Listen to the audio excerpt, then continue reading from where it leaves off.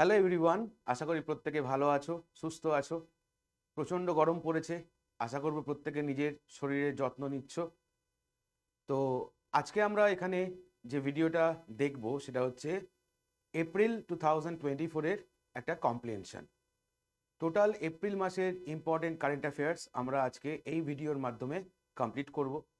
ভিডিওটা এন্ড পর্যন্ত দেখবে এবং আশা করি তোমাদের এখান থেকে এপ্রিল মাসের যাবতীয় ঘটনা যা ঘটেছে ন্যাশনাল, ইন্টারন্যাশনাল এবং স্পোর্টস সব পেপার বা সব কটা জায়গায় বলতে পারো কভার করতে পারবো। তো ভিডিওটা এন্ড অবধি দেখবে এবং অবশ্যই কমেন্ট বক্সে তোমাদের কমেন্ট দিতে ভুলবে না যে কেমন লাগলো ভিডিওটা বা ইনফরমেটিভ মনে হলো কিনা। চলো তাহলে শুরু করা যাক আজকের সেশন। আজকে আমরা এখানে যেটা করব সেটা হচ্ছে কিনা current affairs April one shot 2024। তো এখানে প্রথমে ফার্স্ট পার্টটা আমরা যেটা আলোচনা করি, আমরা দুটো পার্টে সাধারণত আলোচনা করি। প্রথম ভাগে আমরা আজকে দেখব এপ্রিলের 1 তারিখ থেকে 15 তারিখ এবং ঠিক তারপরেই আমরা দেখব এপ্রিলের 15 থেকে 30। কেন এই পার্ট দুটো করে দেওয়া হয়েছে না, একসঙ্গে তুমি যদি পুরো মাসেরটা করতে যাও তাহলে হয়তো অনেকটা প্রেশার মনে হবে। সেই প্রেশারটাকে রিলিজ করার জন্য এটাকে দুটো পার্টে করে দিয়েছি। 1 থেকে 15 তারিখ পর্যন্ত ইনফরমেশন, তারপর আবার 15 থেকে 30, 16 থেকে 30 পর্যন্ত ইনফরমেশন।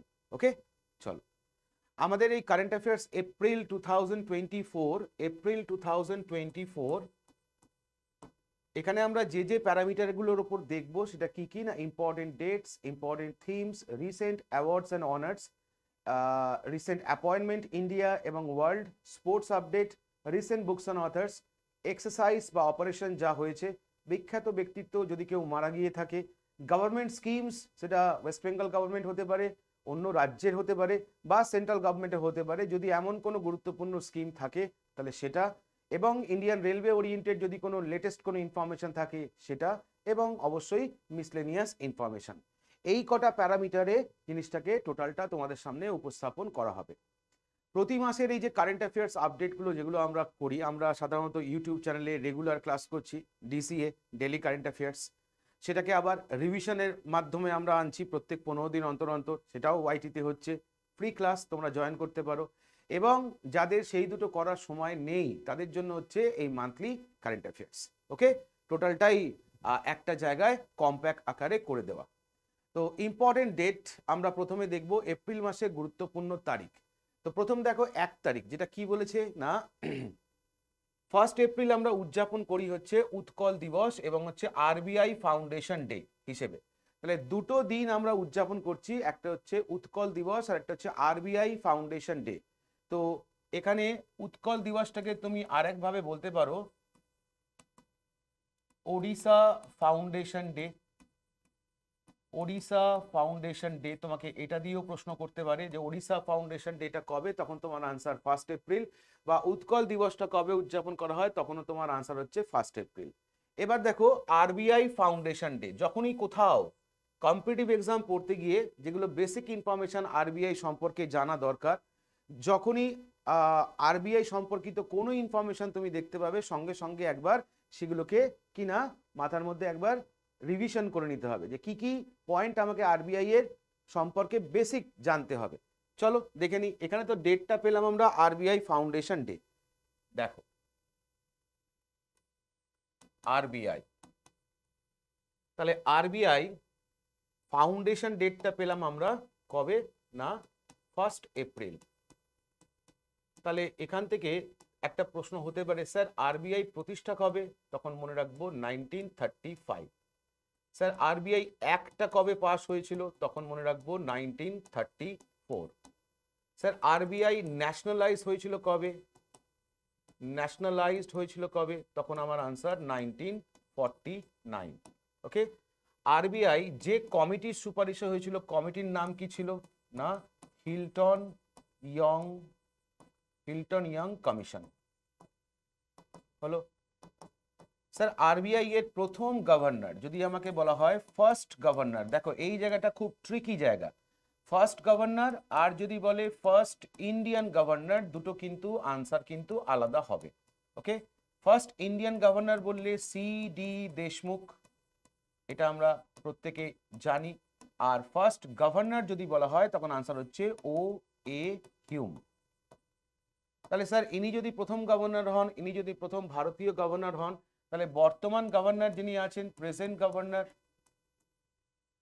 গভর্নর কি আছেন এটা আমাকে জেনে রাখতে হবে। তখন আমার আনসার কি না, শক্তিকান্ত দাস। শক্তিকান্ত দাস। নেক্সট প্রশ্ন হতে পারে ইনি আরবিআই এর কততম গভর্নর? ইনি আরবিআই এর বর্তমানে 25তম গভর্নর। স্যার আরবিআই ন্যাশনালাইজ পেলাম, আরবিআই তাহলে হেডকোয়ার্টারটা কোথায়? তাহলে আরবিআই হেডকোয়ার্টার প্রথমে ছিল কোথায় না কলকাতা। ওকে, কলকাতা। সেখান থেকে শিফট হলো কোথায় না মুম্বাই। তাহলে আরবিআই এর বর্তমান হেডকোয়ার্টার কোথায় না মুম্বাই। কিন্তু পরীক্ষায় প্রশ্ন আসে যে কলকাতা থেকে মুম্বাই এটা শিফট হয়েছিল কত সালে? তখন আনসার 1937। বোঝা গেল? তাহলে আরবিআই সম্পর্কিত যখনই আমরা কোথাও দেখব, আমরা যেমন এখানে 1 এপ্রিল উদযাপন করা হয় আরবিআই ফাউন্ডেশন ডে, এটা যেমন আমরা পেলাম, সঙ্গে সঙ্গে মনে রাখতে হবে আরবিআই সম্পর্কিত এই বেসিক ইনফরমেশন গুলো। ওকে, চলো তাহলে আমরা ছিলাম হচ্ছে ডে। নেক্সট ওয়ান দেখো ডেট কি বলেছে, 2 April world autism awareness day. এক ধরনের রোগ, ওকে, অটিজম। তো পরীক্ষায় প্রশ্ন আসে যে কোন তারিখটাতে আমরা এটা উদযাপন করি, সেক্ষেত্রে মনে রাখবো 2 এপ্রিল আমরা এই দিনটা উদযাপন করে থাকি। 4 তারিখটা বলেছে দেখো international day of mine awareness. 5 তারিখ বলছে ন্যাশনাল মারিটাইম ডে। 6 তারিখ বলছে ন্যাশনাল হ্যান্ডমেড ডে এবং ন্যাশনাল লাইব্রেরি ডে। এবং তার সঙ্গে আরেকটা ডেটও উদযাপন করা হয় 6 এপ্রিল, অর্থাৎ 6 এপ্রিল 3টে ডেট উদযাপন করা হয়। একদিকে ন্যাশনাল হ্যান্ডমেড ডে, একদিকে ন্যাশনাল লাইব্রেরি ডে, আরেকদিকে কি না international day of sports for development and piece. 7 তারিখটা কি বলেছে ওয়ার্ল্ড হেলথ ডে, আর 10 তারিখটা কি বলেছে না ওয়ার্ল্ড হোমিওপ্যাথি ডে।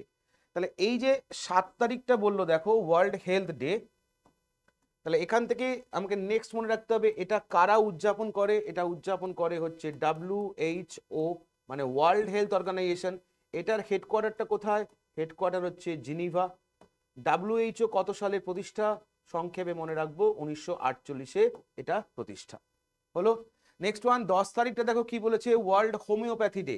তাহলে এখান থেকে একটা প্রশ্ন আসে কি না হোমিওপ্যাথি ডে থেকে প্রশ্ন আসে যে কাকে আমরা ফাদার অফ হোমিওপ্যাথি বলি। কাকে আমরা ফাদার অফ হোমিওপ্যাথি বলি? তখন আমরা কি বলবো না স্যামুয়েল হ্যানিম্যান। Samuel Hahnemann. ইনি কোন দেশের লোক ছিলেন মনে রাখবে? ইনি ছিলেন একজন কি না জার্মান। ওকে, তো এখান থেকে কি মনে রাখবো না 10 তারিখ হচ্ছে আমরা উদযাপন করি ওয়ার্ল্ড হোমিওপ্যাথি ডে। কাকে কেন্দ্র করে দিনটা উদযাপন করা হয় বা ফাদার অফ হোমিওপ্যাথি কাকে বলা হয়? Samuel Hahnemann. ইনি কোথাকার লোক ছিলেন? ইনি ছিলেন একজন জার্মান। ওকে, তাহলে এপ্রিলের 1 থেকে 10 তারিখ আশা করি ইম্পর্টেন্ট ডেট, এবং সেখান থেকে কি টাইপের প্রশ্ন আসতে পারে আমরা পেয়ে গেলাম। সবকটা ডেটই গুরুত্বপূর্ণ, কিছু বাদ দেবে না। যেখানে যেখানে এক্সট্রা ইনফরমেশনগুলো দরকার সেগুলো আমরা এখানে আলোচনা করে দিচ্ছি। চলে আসবো নেক্সট। এরপর হচ্ছে 11ই এপ্রিল কি বলেছে না ন্যাশনাল সেফ মাদারহুড ডে, অর্থাৎ জাতীয় নিরাপদ মাতৃত্ব দিবস। 13 তারিখ বলেছে দেখো জালিয়ানওয়ালাবাগ ম্যাসাকার এবং ইন্টারন্যাশনাল টারবান ডে। 14 তারিখ বলেছে দেখো BR আম্বেদকর রিমেম্বার্স ডে। 15 তারিখ বলছে ওয়ার্ল্ড আর্ট ডে। 17 তারিখ বলছে ওয়ার্ল্ড হিমোফিলিয়া ডে। 22 তারিখ বলছে আর্থ ডে। 23 তারিখ হচ্ছে ওয়ার্ল্ড বুক ডে। 24 তারিখ ন্যাশনাল পঞ্চায়েতি রাজ ডে। 15 তারিখ হচ্ছে ওয়ার্ল্ড ম্যালেরিয়া ডে। আমরা এক এক করে দেখব। আমরা ফার্স্ট অফ অল যাব 13 এপ্রিল, যেটাকে আমরা উদযাপন করছি কি না জালিয়ানওয়ালাবাগ ম্যাসাকার ডে। তো প্রথমত প্রশ্ন হচ্ছে এটা কোন সালে হয়েছিল না 1919 হলো। নেক্সট প্রশ্ন এটা তাহলে 2024-এ তার কততম বছর উদযাপন করছে? তখন মনে রাখবো 105তম। 1919 যখন সালটা পেলাম, এর সঙ্গে একটু ইনফরমেশন, অন্য ইনফরমেশন একটু মনে রাখতে হবে যে এই বছরই একটা আন্তর্জাতিক সংগঠন প্রতিষ্ঠা হয়েছিল যার নাম ILO, ইন্টারন্যাশনাল লেবার অর্গানাইজেশন। এটা একটু মনে রাখতে হবে। এখানে বলেছে ইন্টারন্যাশনাল টারবান ডে, এটা উদযাপন করা হয় কত তারিখে না 13 এপ্রিল। তো প্রথম এই টারবান, ওকে, টারবান ডে যদি বলা হয় কোথায় উদযাপন করা হয়, সেক্ষেত্রে মনে রাখবে এটা হচ্ছে ক্যানাডা। টারবান কথাটার মানে হচ্ছে কি না পাগড়ি। 14 তারিখ কি বলেছে না BR আম্বেদকর রিমেম্বার্স ডে। তো BR আম্বেদকর এখানকে দিয়ে কি প্রশ্ন হতে পারে? একদম সহজ প্রশ্ন, যাকে আমরা কি বলি না father of Indian constitution, father of Indian constitution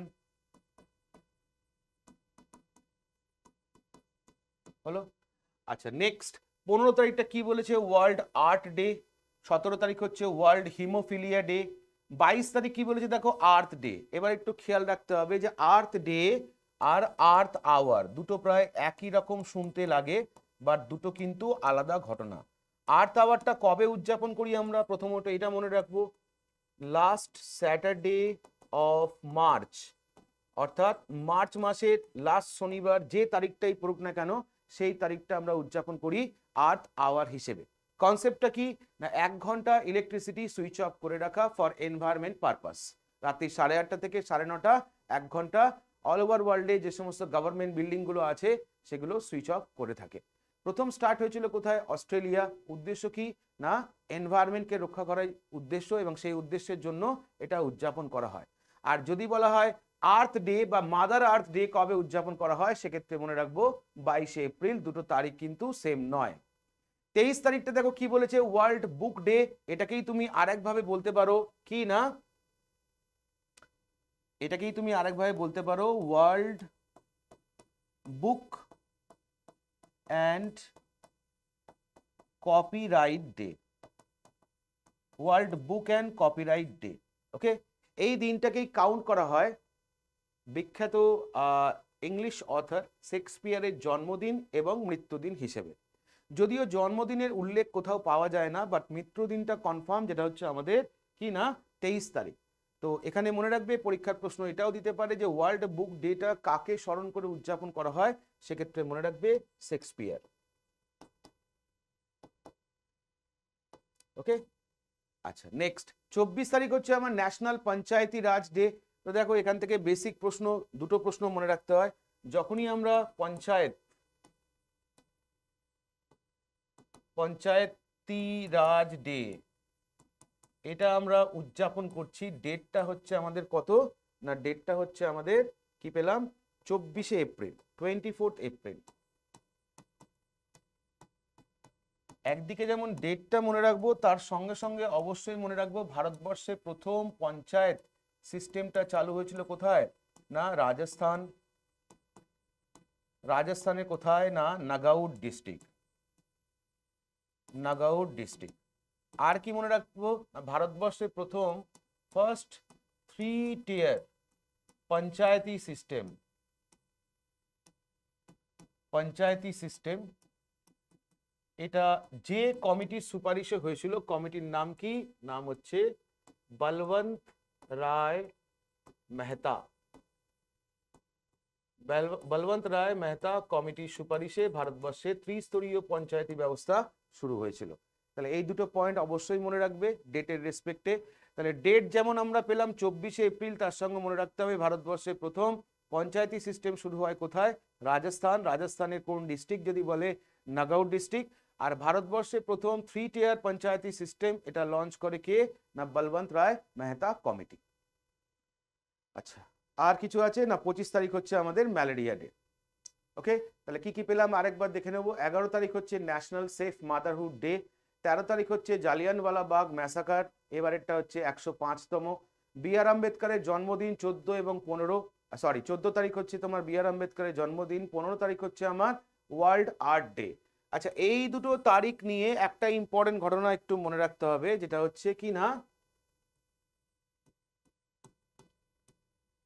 Bangla দিবস।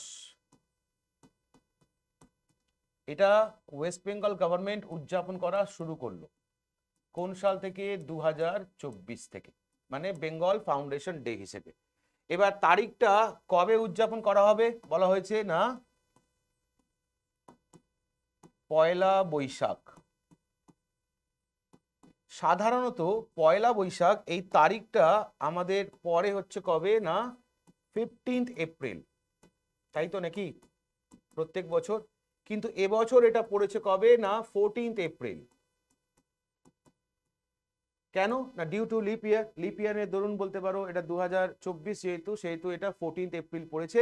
সাধারণত 1লা বৈশাখটা পড়ে কবে না, 15th এপ্রিল।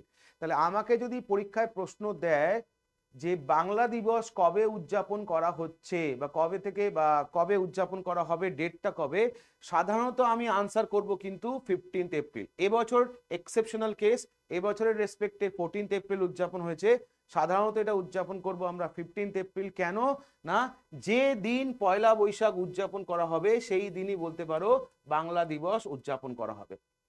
তো সাধারণত পয়লা বৈশাখটা পরে কবে, 15th এপ্রিল, এটা একটু খেয়াল রাখতে হবে। তাহলে ওয়েস্ট বেঙ্গল গভর্নমেন্টের নতুন একটা ডেট, পরীক্ষায় আসার মতো একটা প্রশ্ন অবশ্যই কিন্তু এটা মনে রাখবে যে বাংলা দিবস কবে উদযাপন করা হচ্ছে, তখন মনে রাখবে পয়লা বৈশাখ। পয়লা বৈশাখ সাধারণত পরে 15ই এপ্রিল, এবছর পড়েছিল 14ই এপ্রিল, তাই আমরা বাংলা দিবসটা উদযাপন করেছিলাম 14 তারিখে। ক্লিয়ার? চলো, 17 তারিখ ওয়ার্ল্ড হিমোফিলিয়া ডে, 22 তারিখ তো বললাম আমরা আর্থ ডে, 23 তারিখ হচ্ছে ওয়ার্ল্ড বুক ডে, 24 তারিখ হচ্ছে ন্যাশনাল পঞ্চায়েতি ডে, 25 তারিখ। চলে আসবো নেক্সট 26 তারিখ কি বলেছে দেখো, international Chernobyl disaster day, Chernobyl disaster remembers day. 26 তারিখ আর এক রকম ভাবে উদযাপন করা হয় ওয়ার্ল্ড ইন্টেলেকচুয়াল প্রপার্টি ডে। 27 তারিখটা উদযাপন করা হয় ওয়ার্ল্ড ভেটেরিনারি ডে। 29 তারিখটা হচ্ছে ইন্টারন্যাশনাল ড্যান্স ডে। 30 তারিখটা হচ্ছে ইন্টারন্যাশনাল জ্যাজ ডে। ওকে, এখান থেকে একটুখানি মনে রাখতে হবে যে এই যে চেরনোবিল ডিজাস্টার যেটা ঘটেছিল, এই চেরনোবিল জায়গাটা বর্তমানে কোথায়, প্রেজেন্টলি কোথায়, তখন বলবো ইউক্রেন। আর আগে এটা কোথায় ছিল, আগে এটা ছিল রাশিয়ার একটা অংশ। ওকে, তাহলে আগে ছিল রাশিয়াতে, এখন বর্তমান লোকেশন কোথায় না ইউক্রেন। জায়গাটা একটু খেয়াল রাখবে, তোমাকে একটু টেস্ট করার জন্য বলতে পারে যে চেরনোবিল যে ডিজাস্টারটা ঘটেছিল, চেরনোবিলটা বর্তমানে কোথায় আছে। 4টে অপশন দিয়ে দেবে, সেখান থেকে তোমাকে আনসার করতে হবে ইউক্রেন। এবার ইম্পর্টেন্ট উইক, এপ্রিল মাসের গুরুত্বপূর্ণ সপ্তাহ। তো দুটো সপ্তাহ অবশ্যই মনে রাখতে হবে। 29 মার্চ থেকে 5 এপ্রিল আমরা উদযাপন করছি ন্যাশনাল মারিটাইম উইক, জাতীয় সামুদ্রিক সপ্তাহ, এবং 24 থেকে 30 এপ্রিল আমরা উদযাপন করছি ওয়ার্ল্ড ইমিউনাইজেশন উইক বা বিশ্ব টিকাদান সপ্তাহ। ওকে, তাহলে কি বললাম, 24 থেকে 30 তারিখ হচ্ছে ওয়ার্ল্ড ইমিউনাইজেশন উইক, আর 29 মার্চ থেকে 5 এপ্রিল আমরা উদযাপন করছি ন্যাশনাল মারিটাইম উইক। চলে আসো নেক্সট ইম্পর্টেন্ট থিম।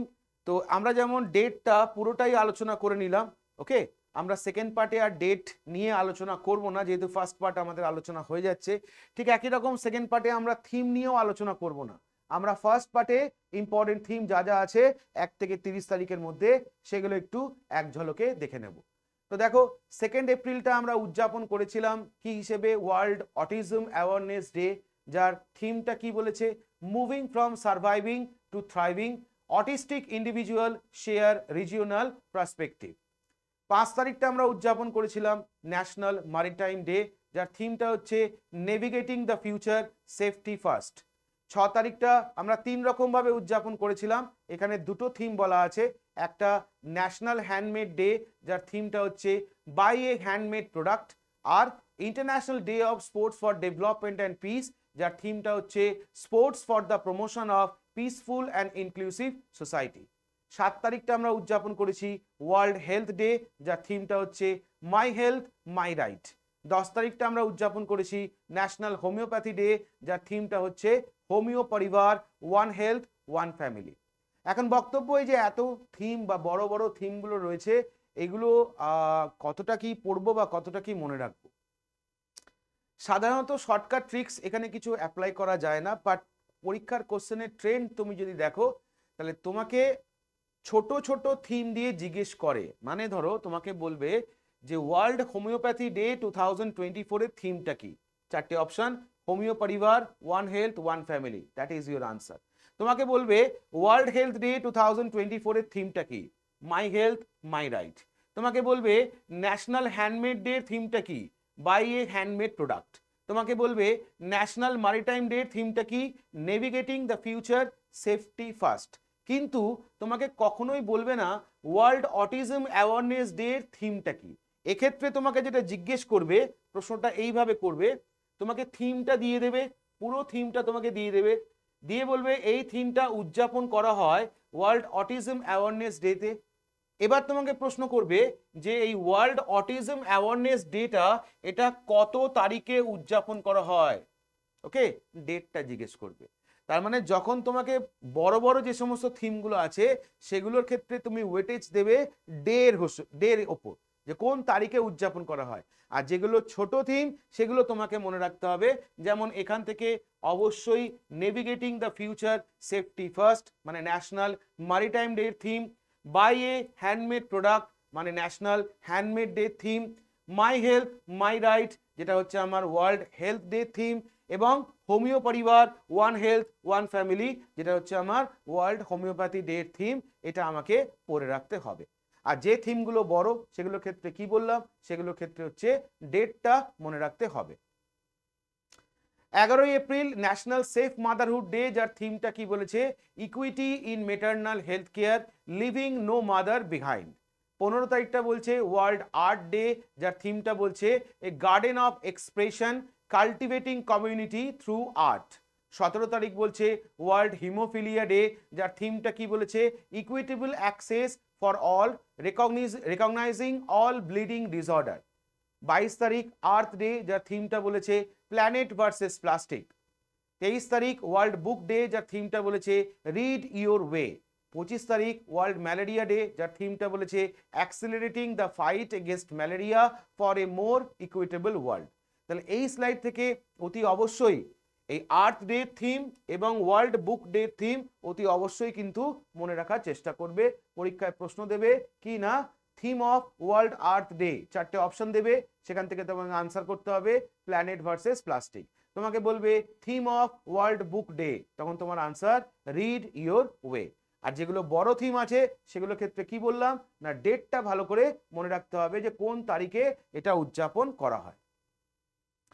তাহলে 11 থেকে 25-এর পরে নেক্সট 26 তারিখ, 26শে এপ্রিল হচ্ছে ওয়ার্ল্ড ইন্টেলেকচুয়াল প্রপার্টি ডে হিসেবে উদযাপন করা হয়, যার এবারে থিমটা ছিল আইপি। আইপি কথাটার মানে হচ্ছে ইন্টেলেকচুয়াল প্রপার্টি অ্যান্ড দ্য এসডিজিএস। এসডিজিএস কথাটার মানে হচ্ছে সাস্টেনেবল ডেভেলপমেন্ট গোলস। তাহলে IP and the sustainable development goals building hour common future with innovation and creativity, এটা হচ্ছে world intellectual property day theme. এখান থেকে তোমাকে ডেটটা মনে রাখবে যে কোন তারিখে উদযাপন করা হয়, সেটা হচ্ছে 26শে এপ্রিল। তাহলে দুটো সেগমেন্ট আশা করি বোঝা গেল, একটা হচ্ছে ইম্পর্টেন্ট ডেট আর হচ্ছে ইম্পর্টেন্ট থিম। ক্লাসটা লম্বা হবে, একটু সময় নিয়ে দেখতে হবে, এবং ক্লাসের শেষে কিন্তু অবশ্যই কমেন্ট করে জানাতে ভুলবে না যে কেমন লাগলো কন্টেন্ট বা ক্লাস, ওকে। কারণ তোমাদের কমেন্টই হচ্ছে আমাদের কাছে ইন্সপিরেশন, আরও ভালো যদি কিছু প্রেজেন্ট করা যায়, যদি তোমাদের কোনো আইডিয়া থাকে অবশ্যই শেয়ার করবে যে আর কি করা যেতে পারে। চলো এরপর আমরা চলে যাব হচ্ছে পুরস্কার, অ্যাওয়ার্ডস অ্যান্ড অনার্স। এপ্রিল মাসের 1 থেকে 15-এর মধ্যে প্রথম যে পুরস্কারটা নিয়ে আমরা আলোচনা করব সেটা কি, পুরস্কারটার নাম wow world literature prize. Wow world literature prize মানে বিশ্ব সাহিত্য পুরস্কার কারা দিচ্ছে, ওয়াও।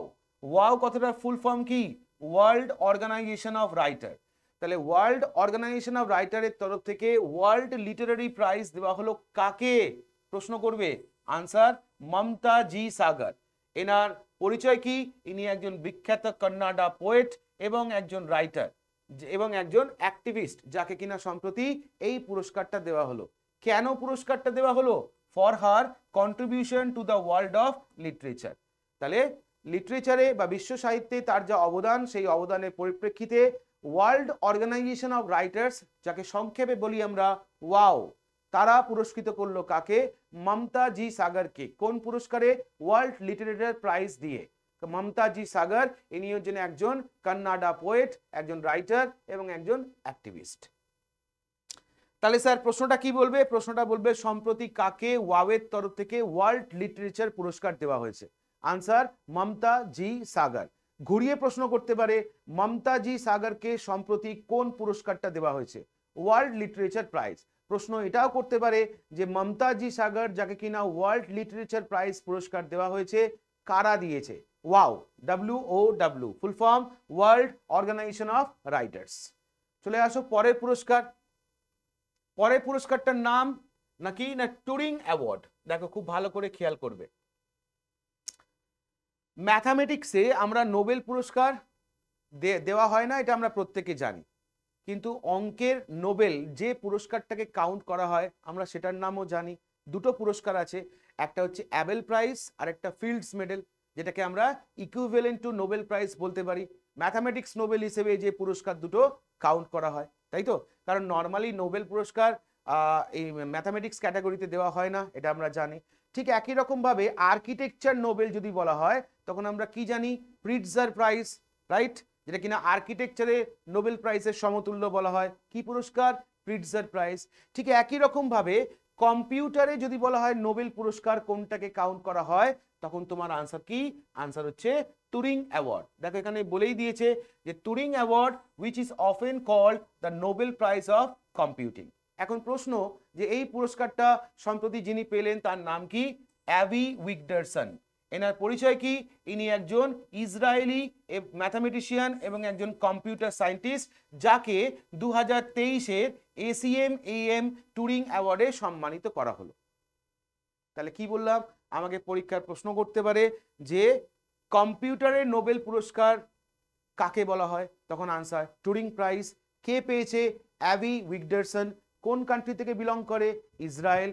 ইনি একজন ইসরায়েলের বিখ্যাত ম্যাথামেটিশিয়ান এবং একজন কম্পিউটার সায়েন্টিস্ট, যাকে 2023-এর ACM/AM টুরিং প্রাইজে সম্মানিত করা হয়েছে। হয়ে গেল। তাহলে এপ্রিল মাসের ফার্স্ট পার্টের মধ্যে ইম্পর্টেন্ট অ্যাওয়ার্ড আমাদের কমপ্লিট। নেক্সট আমরা দেখব যে কোনো বুকস অ্যান্ড অথার্স আছে কিনা, মানে বুকস অ্যান্ড অথার্স তো থাকেই, ইম্পর্টেন্ট যেগুলো আমার পরীক্ষায় লাগতে পারে। দেখে নিই চলো। দেখো দুটো বইয়ের নাম বলেছে। প্রথম বইটার নাম কি বলেছে না? The idea of democracy. কার লেখা? স্যাম পিত্রোদা। আর একটা হচ্ছে নাইফ। কার লেখা? সালমান রুশদি। তো দুটো নামই হচ্ছে হেভিওয়েট নাম, দুটোই গুরুত্বপূর্ণ নাম। তাদের লেখার নামগুলো আমাকে কিন্তু মনে রাখতে হবে। স্যাম পিত্রোদা, এনার পরিচয় কি না? First chairman of knowledge commission.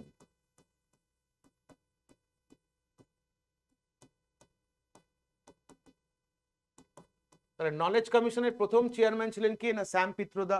আর সালমান রুশদির পরিচয় আশা করি দিতে হবে না, ইনি যে একজন সুবিখ্যাত অথার এটা নিয়ে কোনো দ্বিমত নেই, তাই না? সম্প্রতি নিউজে এসেছিলেন কেন না এনাকে স্ট্যাবিং করা হয়েছিল, আমরা জানি, তাই তো? তো তার সেই ভয়াবহ ঘটনাটা যে গল্পের মাধ্যমে উনি তুলে এনেছেন সেই বইটার নাম হচ্ছে নাইফ। মনে রাখবে নতুন বইটার নাম কি? নাইফ। ওকে। তাহলে সালমান আমাকে পরীক্ষায় প্রশ্ন করতে পারে যে সালমান রুশদির লেখা লেটেস্ট বইটার নাম কি, সেক্ষেত্রে বলবো নাইফ। চলে আসো নেক্সট, অ্যাপয়েন্টমেন্ট। ইন্ডিয়া প্লাস ওয়ার্ল্ডের গুরুত্বপূর্ণ অ্যাপয়েন্টমেন্ট। তো প্রথম অ্যাপয়েন্টমেন্টটা যেটা নিয়ে আমরা দেখব কি বলেছে দেখো, MD of tata international limited. আচ্ছা একটুখানি বুঝিয়ে দিই ব্যাপারটা। টাটা গ্রুপ আমরা কথাই বলি, তাই তো? গ্রুপ কখন বলি না? যখন একটা কোম্পানির আন্ডারে অনেকগুলো উইংস থাকে, সেই সবকটা উইংসকে নিয়ে আমরা কি বলি না? গ্রুপ। যদি একটাই কোম্পানি হতো তাহলে আমরা শুধুমাত্র কোম্পানিটার নাম দিয়ে পড়তাম। তো এই টাটা গ্রুপের একটা উইংস হিসেবে যেটা কাজ করে সেটার নাম হচ্ছে কি না? Tata international. কি কাজ করে এরা? টাটা গ্রুপের গ্লোবাল ট্রেডিং এবং ডিস্ট্রিবিউশন হিসেবে কাজ করে। সেই গ্লোবাল ট্রেডিং এবং ডিস্ট্রিবিউশন উইংসের এমডি করা হলো কাকে? প্রশ্নটা যদি করে তখন তোমার আনসার হচ্ছে রাজীব সিংঘল। ওভারঅল টাটা গ্রুপের এমডি নয়, কিন্তু টাটা গ্রুপের একটা উইংস বা একটা আর্মস হিসেবে কাজ করে কে না? দা টাটা ইন্টারন্যাশনাল। কি কাজ করে? গ্লোবাল ট্রেডিং এবং ডিস্ট্রিবিউশনে কাজ করে।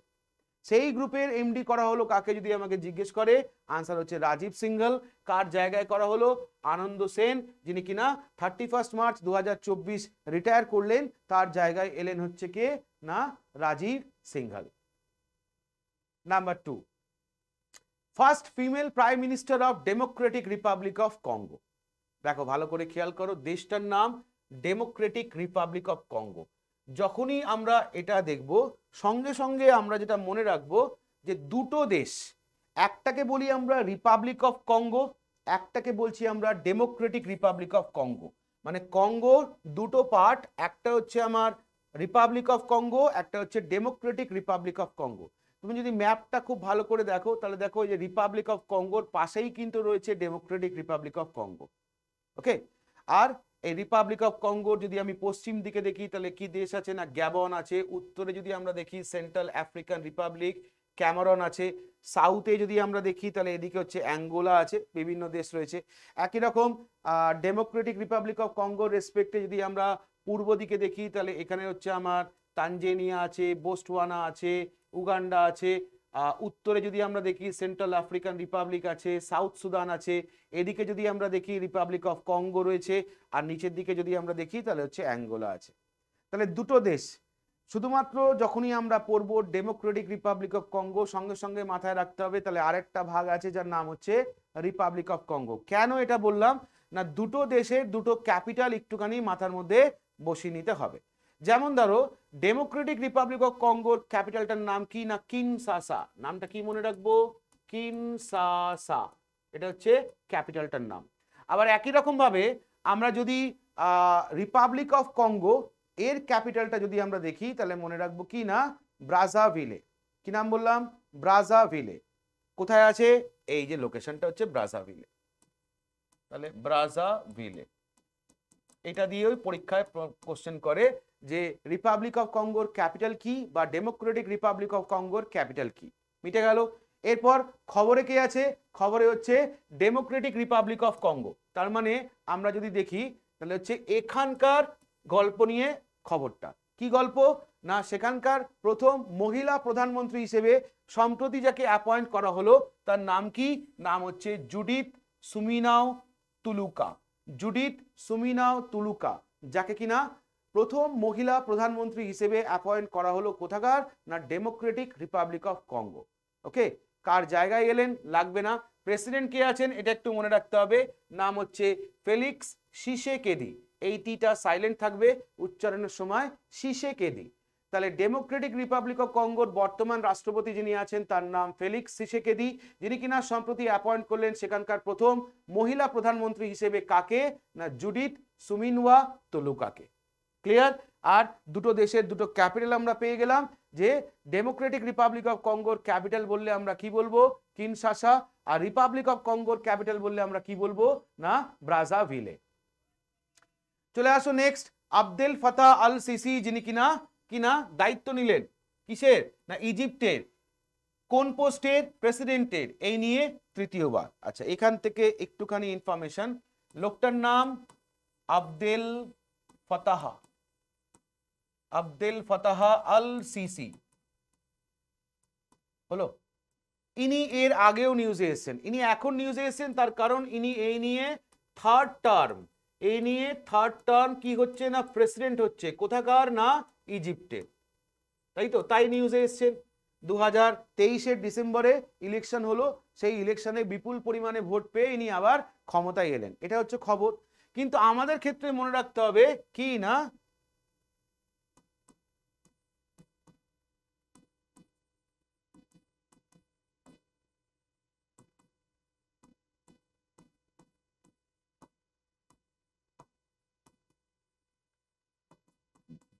ভারতের মানে আমাদের রিপাবলিক ডে 2023-এর চিফ গেস্ট হিসেবে এসেছিলেন হচ্ছে এই আবদেল ফাতাহ আল সিসি। তাহলে আমাকে পরীক্ষায় প্রশ্ন করতে পারে যে এবারে রিপাবলিক ডে চিফ গেস্টকে, তখন আমাকে বলতে হবে কি আবদেল ফাতাহ আল সিসি। এখন কেন নিউজে? এখন ইনি তৃতীয়বারের জন্য প্রেসিডেন্ট হলেন কোথাকার? ইজিপ্ট। যখনই ইজিপ্ট পড়ছি তাহলে ইজিপ্টের ক্যাপিটালটা কি আর কারেন্সিটা কি, দুটো ইনফরমেশন আমাকে মনে রাখতে হবে, তাই না? ইজিপ্টের ক্যাপিটাল কি আর কারেন্সি কি, তো এই দুটো তোমার হোমওয়ার্ক থাকবে, এই দুটো সহজ দুটো হোমওয়ার্ক থাকবে, প্রত্যেকে আশা করি পারবে। চলো একটা বলেই দিচ্ছি, কারেন্সি যদি মনে করো তাহলে হচ্ছে ইজিপশিয়ান পাউন্ড, ইজিপশিয়ান পাউন্ড। ওকে, ক্যাপিটালটা করবে এবং ক্যাপিটালটা আনসার করার পরে এই ক্যাপিটালটা যে নদীর তীরে অবস্থিত রিভারের নামটাও অবশ্যই কমেন্ট বক্সে লিখবে যে কোন রিভারের পাশে এটা অবস্থিত। দুটো প্রশ্ন থাকলো। তাহলে ইজিপ্টের ক্যাপিটাল আর ইজিপ্টের ক্যাপিটালটা যে নদীটার তীরে সেই নদীটার নাম কি, দুটো প্রশ্ন অবশ্যই কমেন্ট বক্সে কমেন্ট করে লিখবে। তাহলে এখানে কি পেলাম? আবদেল ফাতাহ আল সিসি, যিনি কিনা গত ডিসেম্বরে 89.6% ভোট পেয়ে সম্প্রতি ইলেকশন জিতলেন এবং ইনি এই নিয়ে ইজিপ্টে তৃতীয় দফার রাষ্ট্রপতি হিসেবে দায়িত্ব নিলেন। ইনি ক্ষমতায় থাকবেন 2030 সাল পর্যন্ত। মিটে গেল। চলো নেক্সট, অ্যাসোচ্যাম কবে প্রতিষ্ঠা? 1920। প্রথম প্রশ্ন, ফুল ফর্ম কি? অ্যাব্রিভিয়েশন জিজ্ঞেস করে, associated chamber of commerce and industry of India. হলো সম্প্রতি খবরে কেন না, এটাকে কি বলা হয়? ভারতের অন্যতম বা সব থেকে পুরনো অ্যাপেক্স ইন্ডাস্ট্রি চেম্বার। সেখানে 2024-25 এই টাইম ডিউরেশনের মধ্যে যাকে কিনা প্রেসিডেন্ট করে আনা হচ্ছে তার নাম কি? সঞ্জয় নায়ার। ওকে, তাহলে এক কথায় বলতে গেলে অ্যাসোচ্যামের প্রেসিডেন্ট কে না সঞ্জয় নায়ার। কোন টাইম ডিউরেশনে? 2024-25। অ্যাসোচ্যাম কথাটার পুরো অর্থ কি না associated chamber of commerce and industry of India. এটাই হচ্ছে ভারতবর্ষের সব থেকে পুরনো অ্যাপেক্স ইন্ডাস্ট্রি চেম্বার। ঠিক এইরকমই আরেকটা অর্গানাইজেশন আছে না ইন্ডিয়ার, যার নাম ফিকি, FICCI, তাই তো? ফুল ফর্মটা যদি আমরা দেখি তাহলে হচ্ছে federation of Indian chamber of commerce and industry. Federation of Indian chamber of commerce and industry. তাহলে এটা প্রতিষ্ঠা, অ্যাসোচ্যাম প্রতিষ্ঠা 1920। পরীক্ষায় প্রশ্ন আসে ফিকি প্রতিষ্ঠা কবে? 1927। ফিকি দিয়ে আরেকটা প্রশ্ন হয়, এটা প্রতিষ্ঠা করেছিলেন কে? তখন প্রথম নাম হচ্ছে পুরুষোত্তম দাস ঠাকুর দাস, আর এর সাথে আরেকজন ছিলেন GD বিড়লা। ওকে, যে দুজনে বলতে পারো এই ফিকি প্রতিষ্ঠা করে। তোমাদের কাছে হোমওয়ার্ক থাকবে, এই যে ফিকি প্রতিষ্ঠা করছেন এই দুজন ব্যক্তি, কার আইডিয়াতে ফিকি প্রতিষ্ঠা হয়? এই ফিকি প্রতিষ্ঠা করার আইডিয়াটা কার ছিল? ওকে, আইডিয়াটা কার ছিল এটা কমেন্ট বক্সে কমেন্ট করে লিখবে যে ফিকি প্রতিষ্ঠা করার আইডিয়াটা কার ছিল। ফিকি প্রতিষ্ঠা 1927-এ ঘনশ্যাম দাস বিড়লা এবং পুরুষোত্তম দাস ঠাকুর দাস, যারা কিনা ফিকি প্রতিষ্ঠা করেন 1927-এ। আইডিয়াটা কার ছিল? তাহলে এখানে কি পেলাম? অ্যাসোচ্যাম যেটা প্রতিষ্ঠা হচ্ছে 1920-তে, আর সেখানে প্রেসিডেন্ট হিসেবে আনা হচ্ছে কাকে? সঞ্জয় নায়ারকে। অ্যাসোচ্যাম যেটা ভারতের সব থেকে পুরনো অ্যাপেক্স ইন্ডাস্ট্রি চেম্বার, সেখানে 2024-25-এ এই টাইম ডিউরেশনে কাকে আনা হচ্ছে অ্যাজ এ প্রেসিডেন্ট হিসেবে? না সঞ্জয় নায়ারকে। চলে আসুন next, prime minister of Senegal. আচ্ছা, এখানে একটুখানি বলে রাখি, যিনি প্রাইম মিনিস্টার হলেন কোথাকার? না সেনেগালের। নাম কি? নাম হচ্ছে ওসমানে সংকো। ওকে, ওসমানে সংকো। এবার রাষ্ট্রপতি যিনি আছেন অর্থাৎ বর্তমানে যিনি প্রেসিডেন্ট আছেন, এনার অ্যাপয়েন্টমেন্টটাও কিন্তু খুব রিসেন্টলি হয়েছে। 2 এপ্রিল 2024-এ বলতে পারো ইনি দায়িত্ব নিয়েছেন। তাহলে সেই সঙ্গে প্রেসিডেন্টের নামটাও ইম্পর্টেন্ট, এটাও মনে রাখতে হবে। নামটা কি না বিসিরাও দিওমে ফে। তাহলে প্রেসিডেন্ট অফ সেনেগাল যদি আমাকে বলে সেক্ষেত্রে মনে রাখবো কি না বিসিরাও দিওমে ফে, এবং ওসমানে সংকো হচ্ছে নতুন অ্যাপয়েন্টেড প্রাইম মিনিস্টার। এর সঙ্গে অবশ্যই সেনেগাল দেশটা কোথায় তার একটা প্রাথমিক ধারণা আমাকে মনে রাখতে হবে।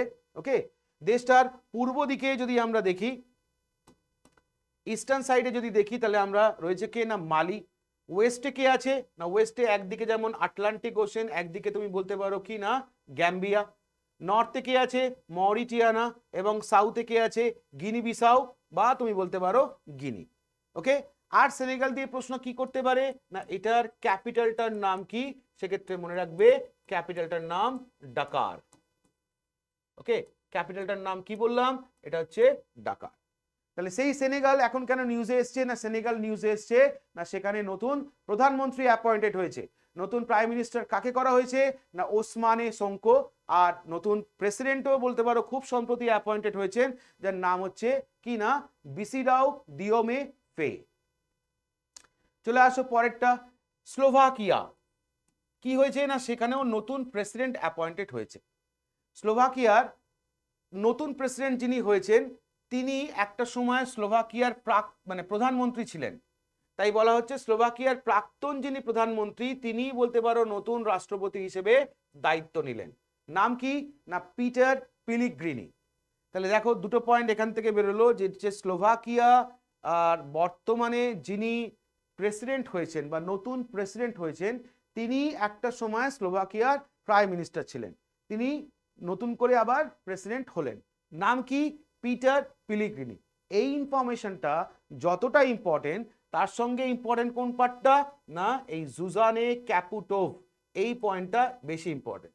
তার কারণ কি, ইনি হচ্ছেন স্লোভাকিয়ার প্রথম ফিমেল প্রেসিডেন্ট, ইনি ছিলেন স্লোভাকিয়ার প্রথম ফিমেল প্রেসিডেন্ট, যাকে হারিয়ে নতুন প্রেসিডেন্ট হিসেবে দায়িত্ব নিলেন যিনি, তার নাম হচ্ছে কি না, পিটার পিলিগ্রিনি। তাহলে স্টাফ সিলেকশন কমিশন আমাকে এই পার্ট থেকে প্রশ্ন করতেই পারে যে স্লোভাকিয়ার প্রথম ফিমেল প্রেসিডেন্ট যিনি ছিলেন তার নাম কি, নাম হচ্ছে জুজানা ক্যাপুটো। এবারে স্লোভাকিয়া দেশটা কোথায় আছে যদি আমরা দেখি, তাহলে দেখো ম্যাপটা নিশ্চয়ই বুঝতে পারছো। আমরা যদি পশ্চিম দিকে দেখি কি আছে না অস্ট্রিয়া, উত্তরে যদি আমরা দেখি না চেক রিপাবলিক, পোল্যান্ড, আমরা যদি সাউথে দেখি তাহলে হচ্ছে কি না হাঙ্গেরি। ওকে, স্লোভাকিয়া। এখান থেকে তোমাকে একটা যদি প্রশ্ন জিজ্ঞেস করা হয় যে আচ্ছা স্লোভাকিয়ার ক্যাপিটালটা কি, স্লোভাকিয়ার ক্যাপিটালটা কি, তাহলে দেখো ক্যাপিটালটা রয়েছে এটা। ক্যাপিটালটা কি না ব্রাতিস্লাভা। মনে রাখবে ক্যাপিটালটা কি না, ক্যাপিটালটার নাম হচ্ছে ব্রাতিস্লাভা। ওকে, ব্রাতিস্লাভা এটা হচ্ছে স্লোভাকিয়ার ক্যাপিটাল, যেটা দিয়ে পরীক্ষার প্রশ্ন হয়। তো স্লোভাকিয়ার ক্যাপিটাল পেলাম ব্রাতিস্লাভা। নিউজে কেন না সেখানে নতুন রাষ্ট্রপতি অ্যাপয়েন্টেড হয়েছেন, নাম কি না পিটার পিলিগ্রিনি। কাকে হারিয়ে না স্লোভাকিয়ার প্রথম ফিমেল প্রেসিডেন্ট জুজানে ক্যাপুটোভের জায়গায় দায়িত্ব নিলেন হচ্ছে পিটার পিলিগ্রিনি। চলে আসো নেক্সট।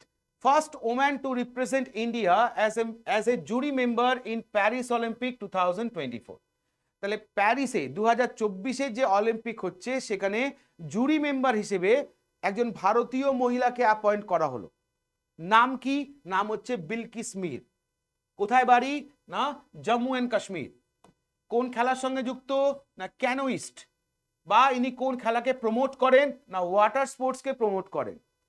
যে কিনা প্রথম মহিলা ভারত থেকে যে সার্ভ করবে as a jury member of 2024 summer Olympic, যেটা হওয়ার কথা কোথায়, প্যারিস ফ্রান্স। কবে থেকে? 26শে জুলাই থেকে 11ই আগস্ট। তাহলে এখান থেকে আমাকে মনে রাখতে হবে এই পয়েন্টগুলো। অলিম্পিক, ওকে,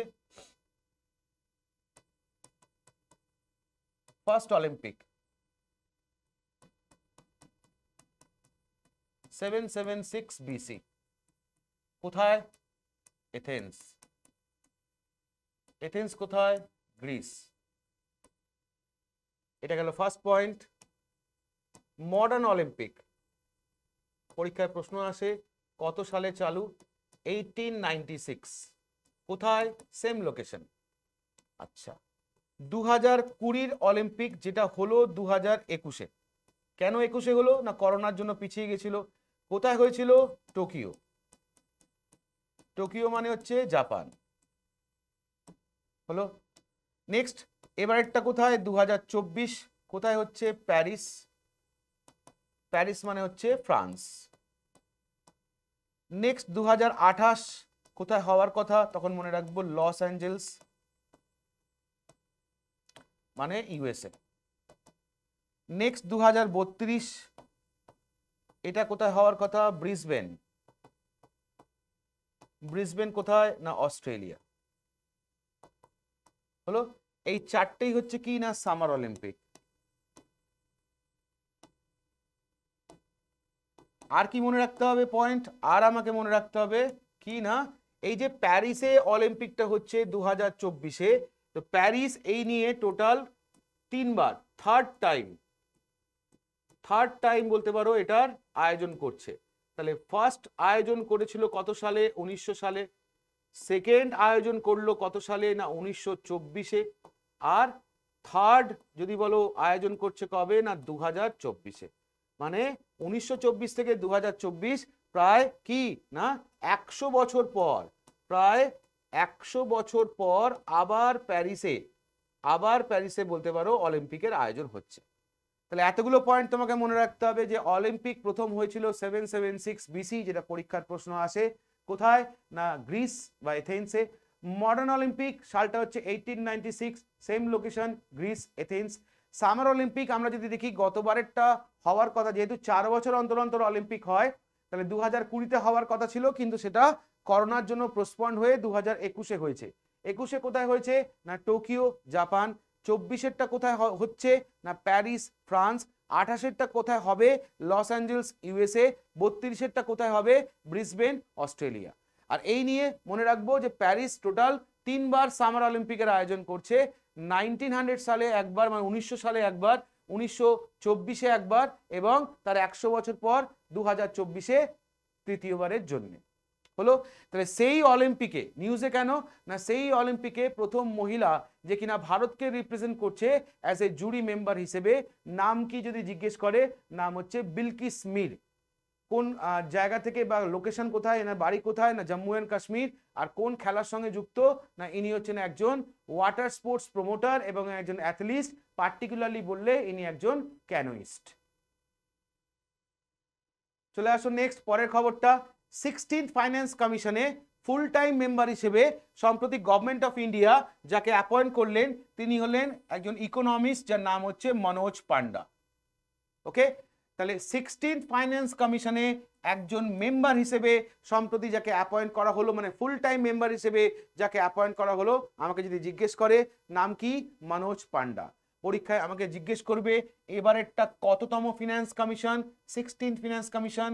তো এই 16th ফিনান্স কমিশনে যদি বলো চেয়ারম্যান কাকে করা হয়েছে, তখন মনে রাখবে অরবিন্দ পানাগারিয়া। এই নামটাও কিন্তু অবশ্যই মনে রাখবে। অরবিন্দ পানাগারিয়া যাকে চেয়ারম্যান করা হয়েছে কোথাকার না 16th ফাইন্যান্স কমিশনের। আর সেখানেই নতুন মেম্বার হিসেবে যোগদান করলো কে না মনোজ পান্ডা। চলে আসো নেক্সট। আইসল্যান্ডের নতুন প্রাইম মিনিস্টার রিসেন্টলি অ্যাপয়েন্ট করা হয়েছে। প্রথমত আমরা একটু দেখে নেব আইসল্যান্ডের ম্যাপটা। গ্লোবাল ম্যাপ বা ওয়ার্ল্ড ম্যাপ যদি দেখি, তাহলে এই হচ্ছে আমার আইসল্যান্ড, যা Norway, Scotland, Ireland, Greenland, Canada, চারিপাশে দেশ বলতে নেই। যদি বলো আইসল্যান্ডের ক্যাপিটালটা কি, ক্যাপিটালটা হচ্ছে এটা ক্যাপিটাল, যার নাম হচ্ছে কি না রেকজাভিক, এটা হচ্ছে ক্যাপিটালটার নাম। সেই আইসল্যান্ডটা নিউজে কেন, আইসল্যান্ডটা নিউজে কারণ সেখানে নতুন প্রাইম মিনিস্টার ইলেক্টেড হচ্ছে। নাম কি নতুন প্রাইম মিনিস্টারের নাম কি না বজরানি বেনেডিকসন। বজরানি বেনেডিকসন যাকে কিনা আইসল্যান্ডের নতুন প্রাইম মিনিস্টার হিসেবে দায়িত্ব দেওয়া হচ্ছে। নামটা মনে রাখার খুব বেশি দরকার নেই, খুব যে হাইফাই লেভেলের কোশ্চেন হবে এখান থেকে এরকম ব্যাপার নয়। বাট আইসল্যান্ড যখন দিচ্ছে, আইসল্যান্ডের রেসপেক্টে ক্যাপিটালটার নাম অবশ্যই মনে রাখবে। ক্যাপিটালটার নাম হচ্ছে কি না রিজাভিক। চলে আসো পরেরটা আয়ারল্যান্ড। আগে দেখে নেব দেশটা কোথায় আছে। প্রথমত আয়ারল্যান্ড, এটারও দুটো পার্ট আছে, একটাকে বলছে নর্দার্ন আয়ারল্যান্ড, আরেকটাকে বলছে রিপাবলিক অফ আয়ারল্যান্ড। ওকে, তো এই রিপাবলিক অফ আয়ারল্যান্ড যদি আমরা এটা দেখি, এটার ক্যাপিটালটার নাম কি, এটার ক্যাপিটালটার নাম হচ্ছে ডাবলিন। এটা আমরা প্রত্যেকে জানি ক্যাপিটাল ডাবলিন। আর যদি নর্দার্ন আয়ারল্যান্ড দেখি, তাহলে নর্দার্ন আয়ারল্যান্ডের ক্যাপিটালটার নাম কি না বেলফাস্ট। এটা মনে রাখবে, এটা ইউনাইটেড কিংডমের আন্ডারে পড়ছে, এটা পড়ছে কি না বেলফাস্ট, এটা হচ্ছে ক্যাপিটালটার নাম। ওকে, তাহলে ক্যাপিটালটার নাম কি বললাম, নর্দার্ন আয়ারল্যান্ড বললে বেলফাস্ট, আর যদি রিপাবলিক অফ আয়ারল্যান্ড বলে ডাবলিন। তো এখানে কি বলেছে না শুধু আয়ারল্যান্ড, মানে রিপাবলিক অফ আয়ারল্যান্ড বলতে পারো। সেখানকার নতুন প্রাইম মিনিস্টার হিসেবে কাকে অ্যাপয়েন্ট করা হলো, এটা ইম্পর্টেন্ট। তার কারণ কি না এখানে আগে যিনি ছিলেন তিনি একজন কি না ভারতীয় বংশোদ্ভূত, নাম কি লিও ভারতকর, যিনি কিনা স্টেপ ডাউন করেন বা রিজাইন করেন মার্চ 2024-এ। আর তার জায়গায় দায়িত্ব নিলেন কে, নাম হচ্ছে সিমন হ্যারিস। বয়স কত, 37 বছর। তো পরীক্ষার প্রশ্ন এটাও দিতে পারে যে আয়ারল্যান্ডের ইয়ংগেস্ট প্রাইম মিনিস্টার হিসেবে সম্প্রতি যিনি দায়িত্ব নিলেন তার নাম কি। কি বললাম, আয়ারল্যান্ডের ইয়ংগেস্ট প্রাইম মিনিস্টার হিসেবে সম্প্রতি যিনি দায়িত্ব নিলেন তার নাম কি, নাম হচ্ছে সিমন হ্যারিস। বয়স কত, 37 বছর। কার জায়গায় দায়িত্ব নিলেন না লিও ভারতকরের জায়গায় দায়িত্ব নিলেন। চলে আসো নেক্সট পরেরটা, জগজিৎ পাভাডিয়া। নামটা খেয়াল করো, জগজিৎ পাভাডিয়া। ইনি একজন ভারতীয় যাকে রি-ইলেক্টেড করা হলো কোথায় না ইন্টারন্যাশনাল নার্কোটিক্স কন্ট্রোল বোর্ডে। এই নিয়ে বলতে পারো তৃতীয়বার, থার্ড টার্মের জন্য তাকে অ্যাপয়েন্টেড করা হলো কোথায় ইন্টারন্যাশনাল নার্কোটিক্স কন্ট্রোল বোর্ড। এটা কি ধরনের বোর্ড না, এটা একটা ইন্ডিপেন্ডেন্ট এবং একটা quasi judicial monitoring body. Independent এবং একটা কোয়াসি জুডিশিয়াল মনিটরিং বডি, যারা কিনা ইউনাইটেড নেশনের ড্রাগ কন্ট্রোল কনভেনশনের হয়ে কাজ করে। তো সেই বোর্ডে বলতে পারো এই নিয়ে তৃতীয়বারের জন্য অ্যাজ এ মেম্বার অ্যাপয়েন্ট করা হলো একজন ভারতীয়কে, নাম কি জগজিৎ পাভাদিয়া। তা তৃতীয়বার যখন বলছি, এর আগে ইনি ছিলেন 2015 থেকে 20 এবং 20 থেকে 25, আর সম্প্রতি ইনি দায়িত্ব পেলেন 2025 থেকে 30 এই টার্মের জন্য। শুধু নর্মাল মেম্বার নয়, ইনি এখানে প্রেসিডেন্ট হিসেবেও দায়িত্ব সামলেছেন। কবে না 2021-22 এই সময়। তাহলে জগজিৎ পাভাদিয়া যিনি একটা সময় প্রেসিডেন্ট ছিলেন, তার আগে ইনি কি ছিলেন না দুবার মেম্বার হিসেবেও কাজ করেছেন, 2015 থেকে 20, 2020 থেকে 25 নর্মাল মেম্বার, এবং 2021 থেকে 22 এই টার্মের মধ্যে ইনি কিনা প্রেসিডেন্ট হিসেবেও কিন্তু ছিলেন। কোথায় না ইন্টারন্যাশনাল নার্কোটিক্স কন্ট্রোল বোর্ড, যেটা কিনা ইউনাইটেড নেশনের যে ইন্টারন্যাশনাল ড্রাগ কন্ট্রোল কনভেনশন আছে সেগুলো ইমপ্লিমেন্ট করে থাকে। তো সেখানে বলতে পারো তৃতীয়বারের জন্য একজন ভারতীয়কে অ্যাপয়েন্ট করা হলো অ্যাজ এ মেম্বার। নামটা কি জগজিৎ পাভাডিয়া, নামটা যেন ভুল না হয়। চলে আসো নেক্সট। বলছে সুপ্রিম কোর্টের রিটায়ার্ড জাজ, যার নাম হচ্ছে অনিরুদ্ধ বোস, এনাকে সম্প্রতি অ্যাপয়েন্ট করা হলো কোথায় না অ্যাজ এ ডিরেক্টর অফ এনজেএ। এনজেএ কথাটার মানে কি না ন্যাশনাল জুডিশিয়াল একাডেমি।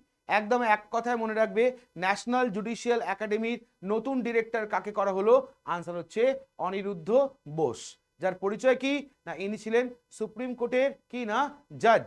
কবে থেকে না 2019 থেকে জাজ ছিলেন, সম্প্রতি রিটায়ার করেছেন, তারপরেই তাকে এই পোস্টটা দেওয়া হয়েছে। নেক্সট দেখবো আমরা গভর্নমেন্ট বিল, স্কিম বা অ্যাপ কিছু আছে কিনা। এপ্রিল মাসের ফার্স্ট হাফের মধ্যে কোনো গুরুত্বপূর্ণ গভর্নমেন্ট বিল, স্কিম বা অ্যাপ কিছু নেই। চলে আসো স্পোর্টস আপডেট। স্পোর্টসের মধ্যে প্রথম খবরটা কি আছে না অরলেন পুলিশ ওপেন 2024। অরলেন পুলিশ ওপেন 2024 প্রথমত এটা কোন টুর্নামেন্টের সঙ্গে যুক্ত, এটা একটা ব্যাডমিন্টন টুর্নামেন্ট। এটা একটা ব্যাডমিন্টন টুর্নামেন্ট যেখানে ভারতের তরফ থেকে অনুপমা উপাধ্যায় কাকে হারালো না আরেকজন ভারতীয় যার নাম হচ্ছে তানায়া হেমন্তকে হারিয়ে ওমেন সিঙ্গলসের খেতাবটা জিতলো। টুর্নামেন্টের নাম কি অরল্যান্ড পুলিশ ওপেন 2024। এটা কোথায় হয়েছে না পোল্যান্ডে হয়েছে।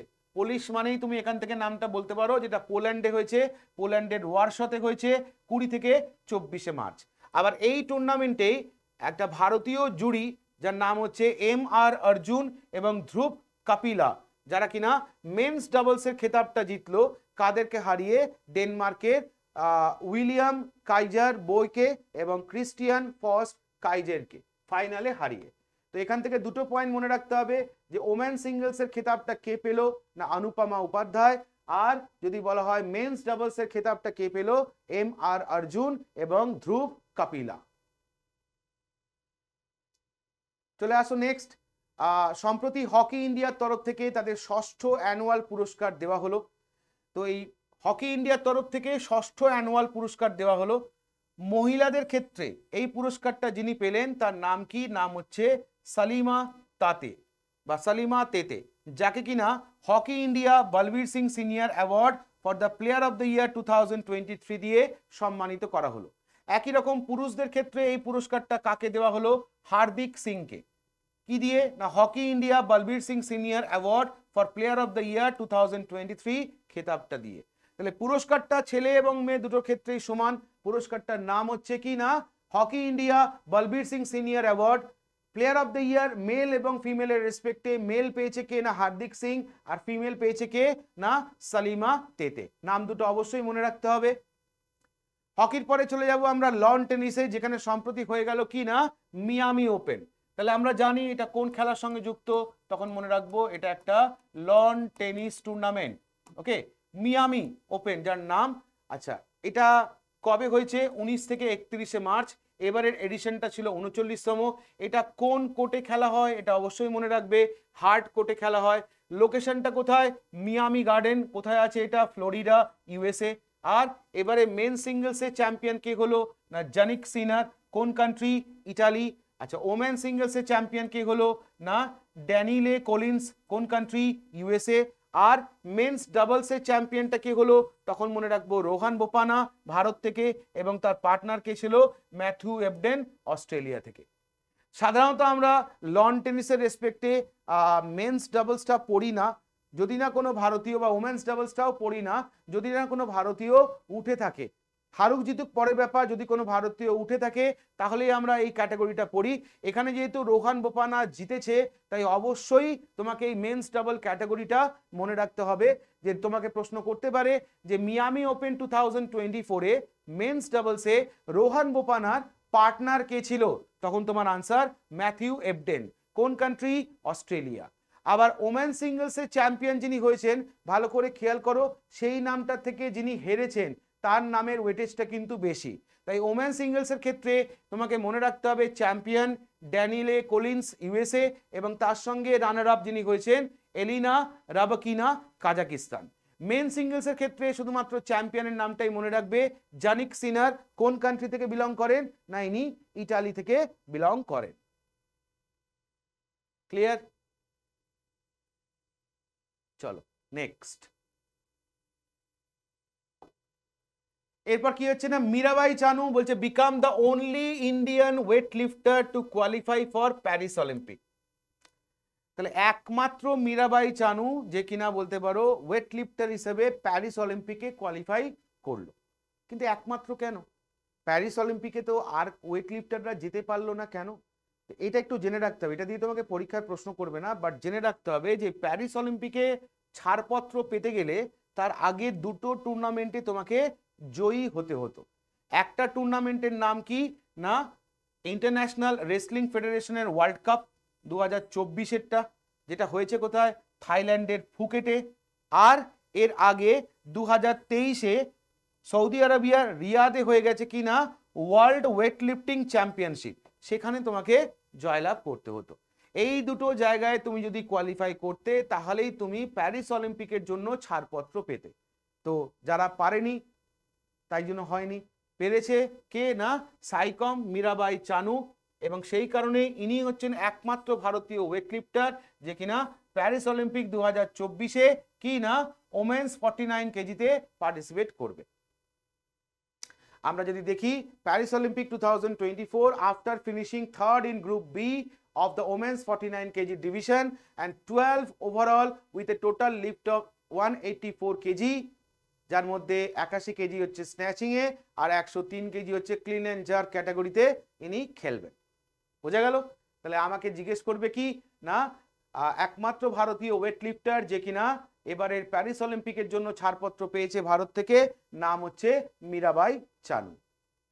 চলে আসো নেক্সট, জাপানিজ গ্র্যান্ড প্রিক্স 2024 কে জিতলেন? এক কথায় ম্যাক্স ভার্স্টেপেন। কোন দলের হয়ে পারফর্ম করেন? রেড বুলের হয়ে পারফর্ম করেন। ইনি হচ্ছেন একজন বেলজিয়াম কাম ডাচ ড্রাইভার। আর এই টুর্নামেন্টে মেক্সিকোর সার্গিও পেরেস এবং স্পেনের কার্লোস সাইন্স জুনিয়র যথাক্রমে সেকেন্ড এবং থার্ড পজিশনে এসছেন। তাহলে চ্যাম্পিয়ন কে? ম্যাক্স ভার্স্টেপেন। কোন টুর্নামেন্টের? না ফর্মুলা 1 এর জাপানিজ গ্র্যান্ড প্রিক্সের চ্যাম্পিয়ন হলেন কে না ম্যাক্স ভার্স্টেপেন। আর এই টুর্নামেন্টে সেকেন্ড পজিশনে কে এসছে না সার্গিও পেরেস, আর থার্ড পজিশনে কে এসছে না কার্লোস সাইন্স জুনিয়র। সেকেন্ড আর থার্ড কে হয়েছে এটা মনে রাখতে হবে না, বাট উইনার কে অবশ্যই মনে রাখবে, উইনার হচ্ছে ম্যাক্স ভার্স্টেপেন। চলে আসো বিখ্যাত পার্সোনালিটি যিনি মারা গেলেন। তো তার মধ্যে প্রথম নাম যেটা আমরা পড়বো কি না বারবারা রাশ। নামটা খেয়াল করবে, বারবারা রাশ। এনার পরিচয় কি? ইনি হচ্ছেন একজন বিখ্যাত আমেরিকান অ্যাক্ট্রেস, সম্প্রতি মারা গেলেন 97 ইয়ার্স এজে, তাই নিউজে এসছেন। আমাকে পরীক্ষায় প্রশ্ন করতে পারে যে বারবারা রাশ কোন ফিল্ডের সঙ্গে যুক্ত, চারটে অপশন দিয়ে দেবে, তখন তোমাকে সেখান থেকে আনসার করতে হবে।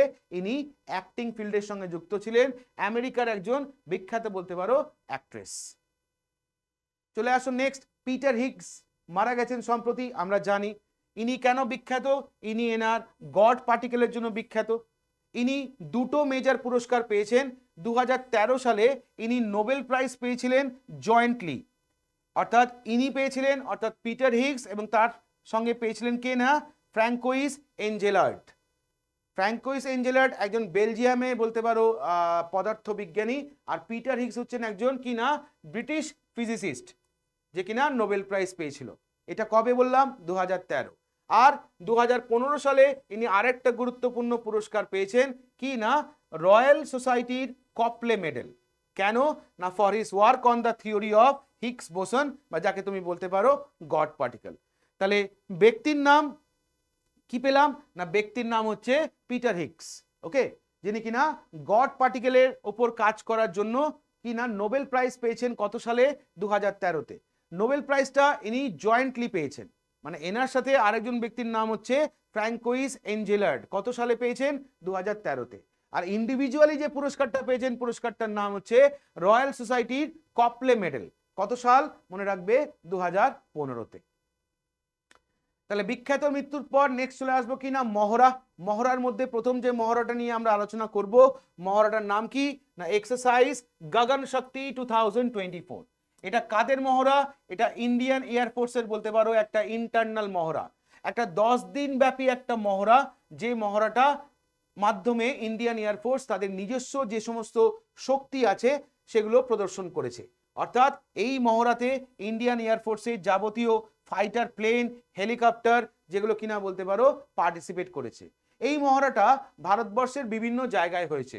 প্রথমত মনে রাখবে পোখরান, যেটা কিনা জয়সলমের রাজস্থান এখানে হয়েছে, ভুজ গুজরাটে হয়েছে, এবং অরুণাচলে লাদাখেও বলতে পারো এখানে এই মহড়াটা অনুষ্ঠিত হয়েছে। তাহলে আমাকে বলবে, প্রশ্নটা কি বলবে, এক্সারসাইজ গগন শক্তি এটা মহড়াটা কারা কন্ডাক্ট করেছে? ইন্ডিয়ান আর্মি, নেভি, এয়ারফোর্স না কোস্টাল? তখন তোমাকে আনসার করতে হবে এখান থেকে, এটা ইন্ডিয়ান এয়ারফোর্সের মহড়া। ওকে, নেক্সট মহড়াটার নাম কি? সাগর কবচ। মহড়ার নাম সাগর কবচ, একটা 2 দিন ব্যাপী বলতে পারো একটা কোস্টাল সিকিউরিটি মহড়া। তাহলে এটাও একটা ইন্টারনাল মহড়া। কাদের মহড়া না, কোস্টাল সিকিউরিটিদের মহড়া। 2 দিন ব্যাপী হয়েছে। কোথায় হয়েছে না, লাক্ষাদ্বীপে এটা অনুষ্ঠিত হয়েছিল 1 এবং 2 এপ্রিল। এবং যে মহড়াতে ভারতের তরফ থেকে Indian navy, Indian coast guard, marine police, fisheries, customs এবং অন্যান্য সিকিউরিটি এজেন্সি যারা আছে তারা ইনভলভ ছিল এই মহড়াটাতে। ওকে, তাহলে মহড়াটার নাম কি? সাগর কবচ। কারা করেছে? তখন আনসার হচ্ছে কোস্টাল সার্ভিসের তরফ থেকে এটা করা হয়েছে। তোমাকে পরীক্ষায় জিজ্ঞেস করবে সাগর কবচ এই মহড়াটা, যেটা একটা 2 দিন ব্যাপী একটা কোস্টাল সিকিউরিটি এক্সারসাইজ, এটা কোথায় হয়েছে? লোকেশনটা মনে রাখবে, এটা হয়েছে লাক্ষাদ্বীপে। এটাই তোমার প্রশ্ন। চলে আসো মিসলেনিয়াস। মিসলেনিয়াস ইনফরমেশনের মধ্যে প্রথম যে খবরটা পড়বো সেটা কি না, মেঘায়ান 24। এটা কি মেঘায়ান 24? প্রথমত বলে রাখি, কোথাও যদি এরকম 24 দেখো, সাধারণত এটার মানে হচ্ছে সালটা বোঝায়, মানে 2024 বোঝাচ্ছে এখানে। ওকে, এবার মেঘায়ানটা কি যদি বলা হয়, তাহলে দেখো কি বলেছে, এটা একটা সেমিনার। এটা একটা সেমিনার কিসের উপরে? Meteorological and oceanographic. এটা একটা সেমিনার। কারা অর্গানাইজ করেছে এটা না, স্কুল অফ নেভাল ওশানোলজি এবং মেট্রোলজির তরফ থেকে, এবং তার সঙ্গে কারা আছে, Indian Naval meteorological analysis centre, যারা কিনার এটার আয়োজন করেছে। কোথায় হয়েছে এটা? সাউদার্ন নেভাল কমান্ডে এটা অনুষ্ঠিত হয়েছে। আর এই যে সেমিনারের বিষয়বস্তু কি ছিল? এই সেমিনারের মাধ্যমে বিভিন্ন ধরনের ওয়েদার, ক্লাইমেট সার্ভিস, বা বলতে পারো যে ক্লাইমেট চেঞ্জ হচ্ছে তার কি স্ট্র্যাটেজি নেওয়া দরকার, প্রতিটা জিনিস বলতে পারো এই সেমিনারে আলোচনা করা হয়েছে। এই যে সেমিনারটা অর্গানাইজ করা হয়েছিল, এটা অ্যাকচুয়ালি ওয়ার্ল্ড মেট্রোলজিক্যাল ডে জন্য বলতে পারো এই সেমিনারটার আয়োজন করা হয়েছিল। আর থিমটা কি ছিল? ওয়ার্ল্ড মেট্রোলজিক্যাল ডে থিমটা সেক্ষেত্রে মনে রাখবে, at the front line of climate action. এটা হচ্ছে 2024-এর ওয়ার্ল্ড মেট্রোলজিক্যাল ডে থিম। তাহলে আমাকে যদি জিজ্ঞেস করে মেঘায়ান 24 কি, আমি এক কথায় বলবো এটা একটা মেট্রোলজিক্যাল এবং ওশানোগ্রাফিক একটা সেমিনার। আর এই সেমিনারটা কি না ওয়ার্ল্ড মেট্রোলজিক্যাল ডে উপলক্ষে করা হয়েছিল। কোথায় না, সাউদার্ন নেভাল কমান্ডে করা হয়েছিল। আর এবারে ওয়ার্ল্ড মেট্রোলজিক্যাল ডে থিমটা কি না, at the front line of climate action. Next বলছে আর্মি মেডিকেল ক্রপস, নামটা নিশ্চয়ই প্রত্যেকের জানা, যারা কিনা সম্প্রতি তাদের 260তম রেজিং ডে উদযাপন করলো। আর্মি মেডিকেল ক্রপ সাধারণত কি কাজ করে না ইন্ডিয়ান আর্মিকে মেডিকেল সার্ভিস প্রোভাইড করে।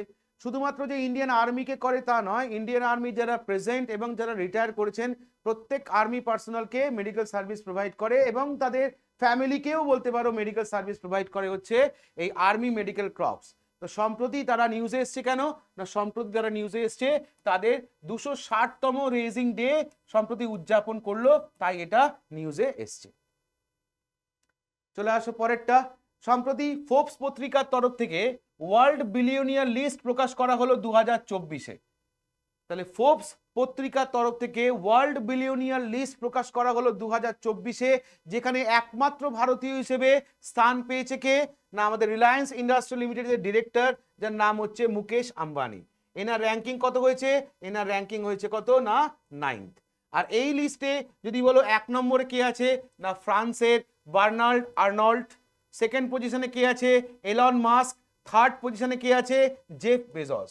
তো জেফ বেজস যে কিনা বলতে পারো অ্যামাজন কোম্পানির অন্যতম প্রতিষ্ঠাতা এবং বলতে পারো প্রাক্তন সিইও, এলন মাস্ক যে কিনা টেসলা মোটরসের অন্যতম প্রতিষ্ঠাতা, আর বার্নার্ড আর্নল্ড যে কিনা সিইও কোথাকার না LVMH, মোয়েট, হেনেসি, লুইস ভিটন। সম্পত্তির পরিমাণ কত? বার্নার্ড আর্নল্ডের সম্পত্তির পরিমাণ মাত্র যদি আমরা দেখি 233 বিলিয়ন ইউএস ডলার। একই রকম ইলন মাস্কের সম্পত্তির পরিমাণ 195 ইউএস বিলিয়ন ডলার। আবার যদি আমরা দেখি জেফ বেজসের সম্পত্তির পরিমাণ 194 বিলিয়ন ইউএস ডলার, সেখানে মুকেশ আম্বানির সম্পত্তির পরিমাণ 116 বিলিয়ন ইউএস ডলার। মুকেশ আম্বানির র্যাঙ্কটা অবশ্যই মনে রাখবো, র্যাঙ্কিং হচ্ছে 9th। চলে আসো নেক্সট। সম্প্রতি গায়ানা ডিফেন্স ফোর্সকে ভারতের হ্যাল কথাটার মানে হিন্দুস্তান অ্যারোনটিক্স লিমিটেডের তরফ থেকে 2খানা দ্রোনিয়ার 228 প্লেন সরবরাহ করা হলো বা ডেলিভার করা হলো। ওকে, কি বলেছে? The delivery follow Guyana's president Mohammad Irfan Ali visit to an HAL facility in India over a year ago.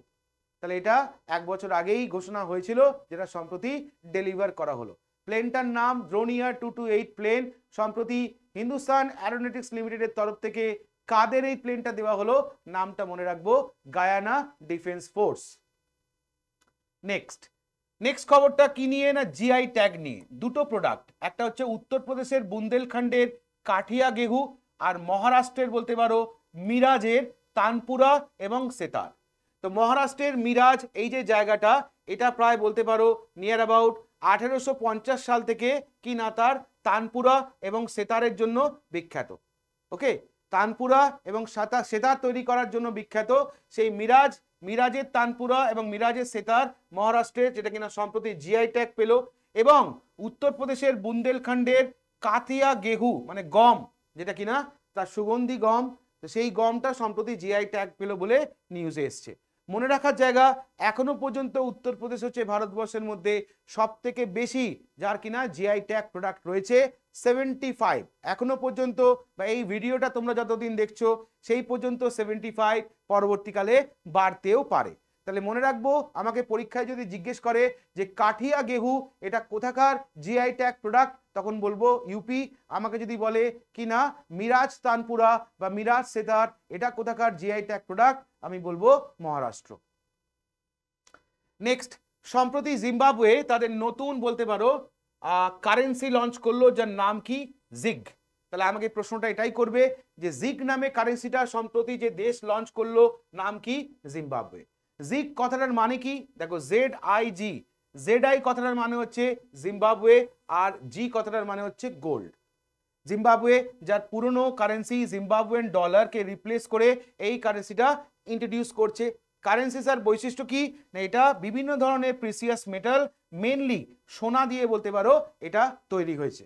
আর এটা 30শে এপ্রিল 2024 থেকে এটা সার্কুলেট করা হচ্ছে। তাহলে আমাকে বলতে পারে জিগ নামে নতুন যে কারেন্সিটা এটা কোন দেশ ব্যবহার করছে? আমার আনসার হবে জিম্বাবুয়ে এটা ব্যবহার করছে। নেক্সট, সৌদি আরবিয়া যাকে কিনা সিলেক্ট করা হলো কিসের না ইউনাইটেড নেশনের ওমেন্স রাইট কমিশনের চেয়ারম্যান হিসেবে, যেটা হবে 2025-এর এডিশনটা হচ্ছে 69 সেশন। কোথায় হবে বলে ঠিক হয়েছে? Saudi Arabia. তাহলে ইউনাইটেড নেশনের পক্ষ থেকে 69 সেশনটা যেটা করা হবে কিসের উপরে, না ওমেন্স রাইটের উপরে, সেটা করা হবে কোথায়, না সৌদি আরবিয়া, বা সৌদি আরবিয়া এটার চেয়ারম্যানশিপ করবে। চলে আসো নেক্সট, আঙ্গারা 5। এটা কি, এটা একটা রকেট। আঙ্গারা 5 এই রকেটটা সাকসেসফুলি লঞ্চ করলো কারা, না রাশিয়া। রাশিয়া তাদের স্পেস সেন্টার, যার নাম হচ্ছে রসকসমস, সেখান থেকে সম্প্রতি এই আঙ্গারা A5 স্পেস রকেটটা লঞ্চ করলো। আর এই আঙ্গারা A5 স্পেস রকেটটা যে রকেটকে রিপ্লেস করছে তার নাম কি, প্রোটন এম, যেটা কিনা 1960-এর মধ্যবর্তী সময় থেকে এটা কাজ করছিল, তাকে সম্প্রতি রিপ্লেস করছে হচ্ছে এই আঙ্গারা A5। তাহলে আমাকে জিজ্ঞেস করতে পারে আঙ্গারা A5 এই রকেটটা এটা কারা লঞ্চ করেছে, আমার আনসার রাশিয়া। এই রকেটটা কাকে রিপ্লেস করছে, আমার আনসার প্রোটন এম।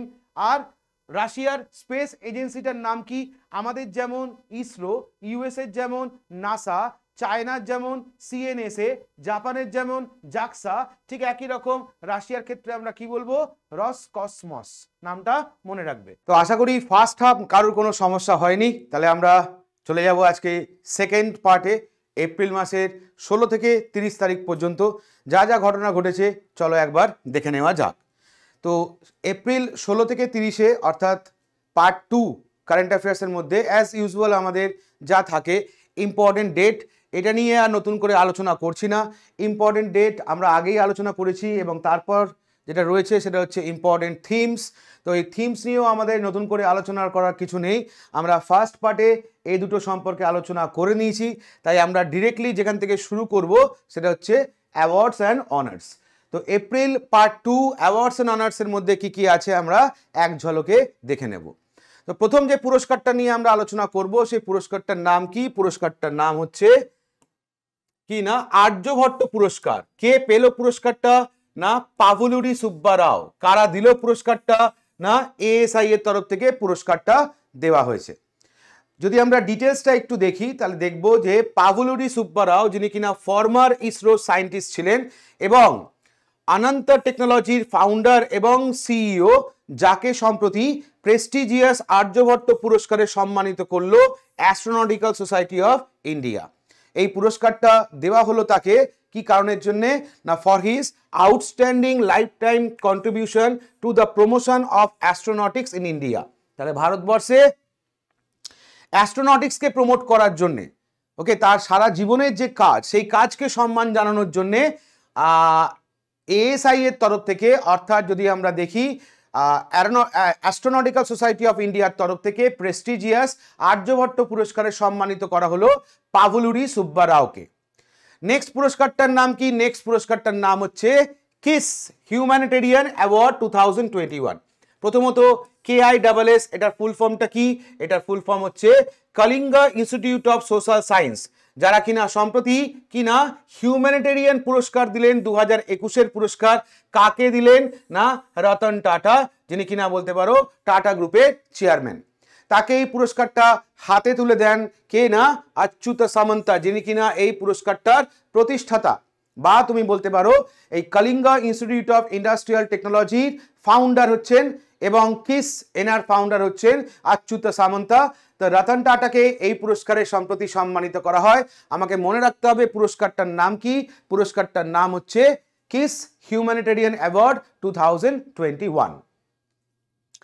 পুরস্কারের পরে নেক্সট ফেজ আমরা যেটা নিয়ে আলোচনা করব, রিসেন্ট বুকস অ্যান্ড অথার্স।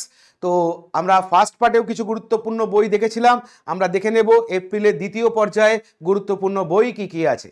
তো 3টে বইয়ের নাম এখানে বলা হয়েছে। প্রথম বইটার নাম হচ্ছে কি না makers of modern Goa, the untold story of Pratap Singh Rane. কার লেখা যদি বলে তখন মনে রাখবে বিজয়া দেবী রানে।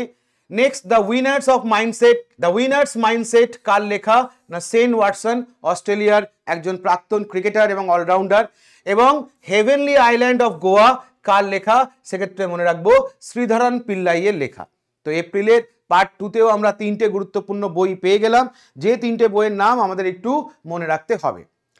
নেক্সট অ্যাপয়েন্টমেন্ট, পরের ফেজটা যেটা নিয়ে আমরা আলোচনা করব ইন্ডিয়া এবং ওয়ার্ল্ডের রেসপেক্টে অ্যাপয়েন্টমেন্ট। তো প্রথম অ্যাপয়েন্টমেন্ট যেটা নাম কি, না ক্রিস্টালিনা জর্জ ভিয়া, যাকে সম্প্রতি কিনা রিঅ্যাপয়েন্ট করা হলো কোথায়, না ইন্টারন্যাশনাল মনিটারি ফান্ড বা IMF এ as a managing director Kristalina Georgieva, যিনি একজন বুলগেরিয়ান ইকোনমিস্ট, তাকে বলতে পারো এই নিয়ে দ্বিতীয়বার 5 বছরের টার্মে তাকে অ্যাপয়েন্ট করা হলো অ্যাজ আ MD, যেটা সময়টা শুরু হচ্ছে 1 অক্টোবর 2024 থেকে। ওকে, এছাড়াও তুমি যদি দেখো ইনি MD হিসেবে, IMF এর MD হিসেবে 2019 থেকে কাজ করছেন, এটা তার দ্বিতীয়বার, আর ইনি হচ্ছেন IMF এর 12তম ম্যানেজিং ডিরেক্টর। তাহলে নামটা মনে রাখবো, বুলগেরিয়ান ইকোনমিস্ট ক্রিস্টালিনা জর্জভিয়া, যাকে সম্প্রতি অ্যাপয়েন্ট করা হলো IMF ইন্টারন্যাশনাল মনিটারি ফান্ডের MD হিসেবে দ্বিতীয়বারের জন্য। নেক্সট অ্যাপয়েন্টমেন্টটা যদি আমরা দেখি, সম্প্রতি কুয়েতের আমের অ্যাপয়েন্ট করলো Sheikh Ahmed Abdullah al Ahmed আল সাবা কে কুয়েতের নতুন প্রাইম মিনিস্টার হিসেবে। তাহলে আমাকে জিজ্ঞেস করবে কুয়েতের নতুন প্রাইম মিনিস্টার যিনি হলেন তার নাম কি? Sheikh Ahmed Abdullah al Ahmed আল সাবা, ইনি হচ্ছেন কুয়েতের নতুন কি না প্রাইম মিনিস্টার। ওকে, যে কুয়েতের আমের যিনি অ্যাপয়েন্ট করলেন তার নাম কি? শেখ মিশাল আল আহমেদ আল জাবের আল সাবা, যে কিনা সম্প্রতি কুয়েতের একজন ইকোনমিস্ট যার নাম হচ্ছে Sheikh Ahmed Abdullah al Ahmed al সাবাকে as a prime minister of Kuwait হিসেবে সম্প্রতি অ্যাপয়েন্ট করলো। নেক্সট আমরা যদি দেখি, সম্প্রতি রিটায়ারমেন্ট ঘোষণা করলেন কে না কেন্টো মোমোতা। এনার পরিচয় কি? ইনি হচ্ছেন ওয়ার্ল্ডের ফর্মার 1 নম্বর ব্যাডমিন্টন প্লেয়ার। কোন কান্ট্রি থেকে? না জাপান থেকে, যিনি তার সম্প্রতি অবসর ঘোষণা করলেন। তাহলে আমাকে প্রশ্নটা এটা করতে পারে যে কেন্টো মোমোটা কোন খেলার সঙ্গে যুক্ত ছিলেন?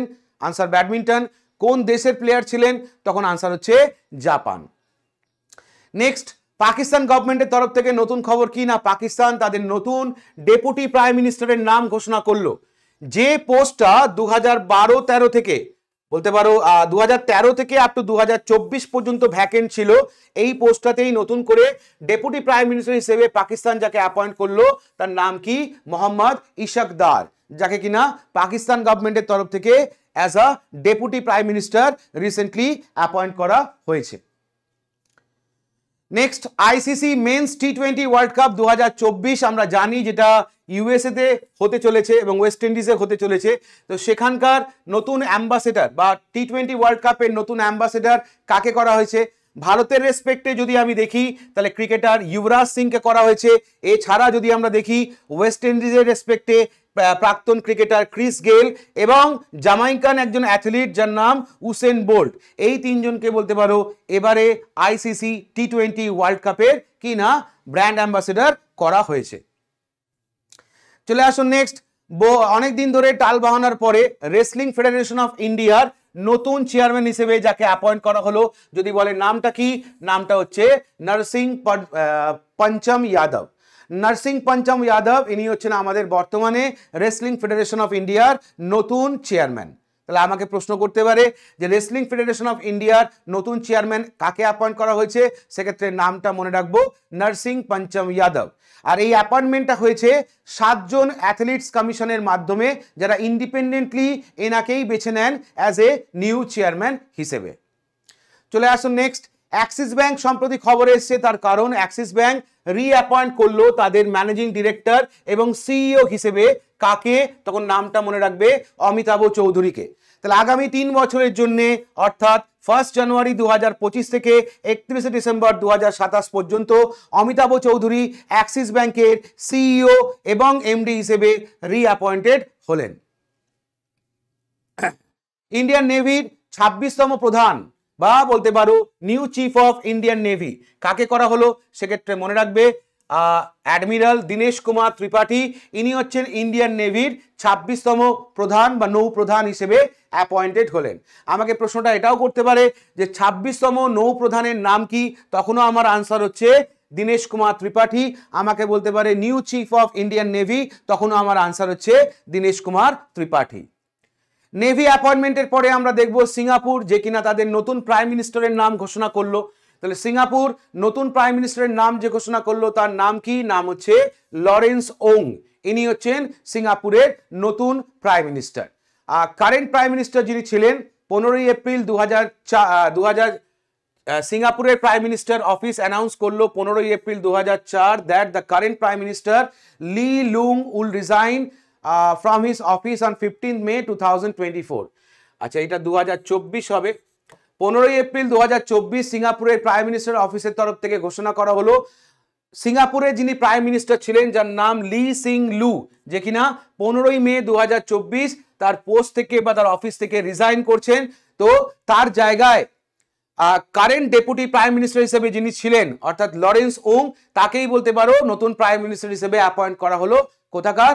না, সিঙ্গাপুরের। নামটা মনে রাখবে, পরীক্ষায় আসার মতো একটা প্রশ্ন যে সিঙ্গাপুরের নতুন প্রাইম মিনিস্টার কে হলো, তখন মনে রাখবে Lawrence Wong.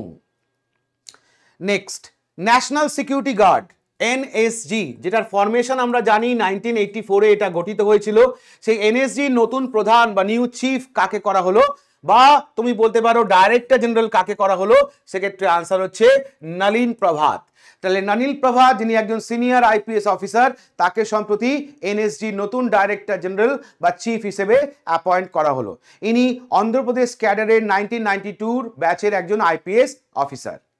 Next, intelligence bureau বা আইবির তরফ থেকে তাদের স্পেশাল ডিরেক্টর অ্যাপয়েন্ট করা হলো। কাকে? তখন মনে রাখবো সপনা তিওয়ারিকে। সপনা তিওয়ারি যিনি একজন 1992 আইপিএস অফিসার ওড়িশা ক্যাডার থেকে, তাকেই সম্প্রতি কিনা স্পেশাল ডিরেক্টর হিসেবে অ্যাপয়েন্ট করলো আইবি। যদিও বর্তমানে আইবির ডিরেক্টর যিনি আছেন তার নাম কি? নাম হচ্ছে তপন কুমার ডেকা। তাহলে সপনা তিওয়ারির পোস্টটা মনে রাখবে, স্পেশাল ডিরেক্টর অফ আইবি বললে সপনা তিওয়ারি, আর নর্মাল ডিরেক্টর যদি বলা হয় সেক্ষেত্রে তপন কুমার ডেকা। এরপর চলে যাব আমরা গভর্নমেন্ট বিল, স্কিম, অ্যাপস কিছু আছে কিনা সেকেন্ড পার্টে দেখে নেব। না, সেকেন্ড পার্টে এপ্রিলের কোনো ইম্পর্টেন্ট গভর্নমেন্ট স্কিম, বিল বা অ্যাপ কিছু নেই। এর পিছনে কারণ হচ্ছে এখন ইলেকশন চলছে, তো নতুন করে কোনো গভর্নমেন্ট স্কিম লঞ্চ করা যাবে না, নতুন করে কোনো অ্যাপ বা পোর্টাল লঞ্চ করা যাবে না, তার জন্যই বলতে পারো এই জায়গাটা ভ্যাকেন্ট রয়েছে। চলে আসো স্পোর্টস আপডেট। স্পোর্টসের মধ্যে প্রথম খবরটা কি আছে না, মন্টি কার্লো মাস্টার্স টাইটেল 2024 সম্প্রতি অনুষ্ঠিত হলো 7 থেকে 14 এপ্রিল। এবারের এডিশনটা ছিল 117তম। এটা ক্লে কোর্টে খেলা হয়। লোকেশন কোথায়? লোকেশন হচ্ছে ফ্রান্স। আর এবারে চ্যাম্পিয়ন কে হয়েছে? স্টিফানস সিটসিপাস। কোন কান্ট্রি? না গ্রিস। আর রানার আপ কে হয়েছে? Kasper rude. কোন কান্ট্রি? না নরওয়ে। তাহলে মন্টি কার্লো এটা কোন খেলার সঙ্গে যুক্ত? তখন মনে রাখবো এটা একটা লন টেনিস টুর্নামেন্ট। এবারের চ্যাম্পিয়ন যিনি হয়েছেন তার নাম হচ্ছে স্টিফানস সিটসিপাস, আর রানার আপ যিনি হয়েছেন তার নাম হচ্ছে ক্যাসপার রুড। চলে আসো স্পোর্টস ওরিয়েন্টেড পরের খবরটা, এশিয়ান রেসলিং চ্যাম্পিয়নশিপ 2024। তোমাকে পরীক্ষায় প্রশ্ন করবে এটা আয়োজন করেছে যে শহরটার নাম কি? বিশকেক। বা এটা কোন দেশে হয়েছে? তখন আনসার হচ্ছে কিরগিজস্তান। কবে থেকে কবে হয়েছে না 11 থেকে 16 এপ্রিল এটা অনুষ্ঠিত হয়েছে, যেখানে ইন্ডিয়ান রেসলাররা টোটাল 9টা মেডেল পেয়েছে, 4টে সিলভার এবং 5টা ব্রোঞ্জ। ওকে, আর যদি আমি ওভারঅল দেখি তাহলে ভারতের তরফ থেকে উদিত আন্ডার-20 এশিয়ান চ্যাম্পিয়নশিপ, যে কিনা সিলভার মেডেল জিতেছে 57 কেজি মেন্স ফ্রি স্টাইল ক্যাটাগরিতে। আর মহিলা রেসলিং এর ক্ষেত্রে রাধিকা, যে কিনা সিলভার মেডেল পেয়েছে 68 কেজি ক্যাটাগরিতে। এছাড়াও অঞ্জু এবং হর্ষিতা, যারা কিনা সিলভার মেডেল পেয়েছে 53 কেজি ও 72 কেজিতে। ওকে, তাহলে ছেলে হিসেবে এখানে নামটা অবশ্যই মনে রাখবে, নামটা হচ্ছে উদিত। আর মেয়েদের ক্ষেত্রে রাধিকা, অঞ্জু এবং হর্ষিতা, যারা কিনা মেডেল পেয়েছে। ওভারঅল ইন্ডিয়ান রেসলার হিসেবে টোটাল 9টা মেডেল পেয়েছে, যার মধ্যে 4টে সিলভার এবং 5টা ব্রোঞ্জ। সম্প্রতি উইজডেন ক্রিকেটার অফ দ্য ইয়ার 2024 ঘোষণা করেছে। উইজডেনের তরফ থেকে 2024-এর এডিশনটা রেসপেক্টে 5 জনকে উইজডেন ক্রিকেটার অফ দ্য ইয়ার ঘোষণা করা হয়েছে তাদের এক্সেপশনাল পারফরমেন্সের জন্য।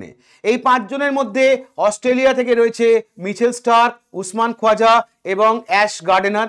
আর ইংল্যান্ড থেকে রয়েছে হ্যারি ব্রুক ও মার্ক উড। তাহলে টোটাল ইংল্যান্ড আর অস্ট্রেলিয়া মিলিয়ে টোটাল 5 জন। অস্ট্রেলিয়া থেকে 3 জন আর ইংল্যান্ড থেকে হচ্ছে 2 জন, যাদেরকে Wisden cricketer of the year 2024-এ সম্মানিত করা হয়েছে। নেক্সট হয়ে গেল কিনা ফর্মুলা 1-এর আন্ডারে চাইনিজ গ্র্যান্ড প্রিক্স।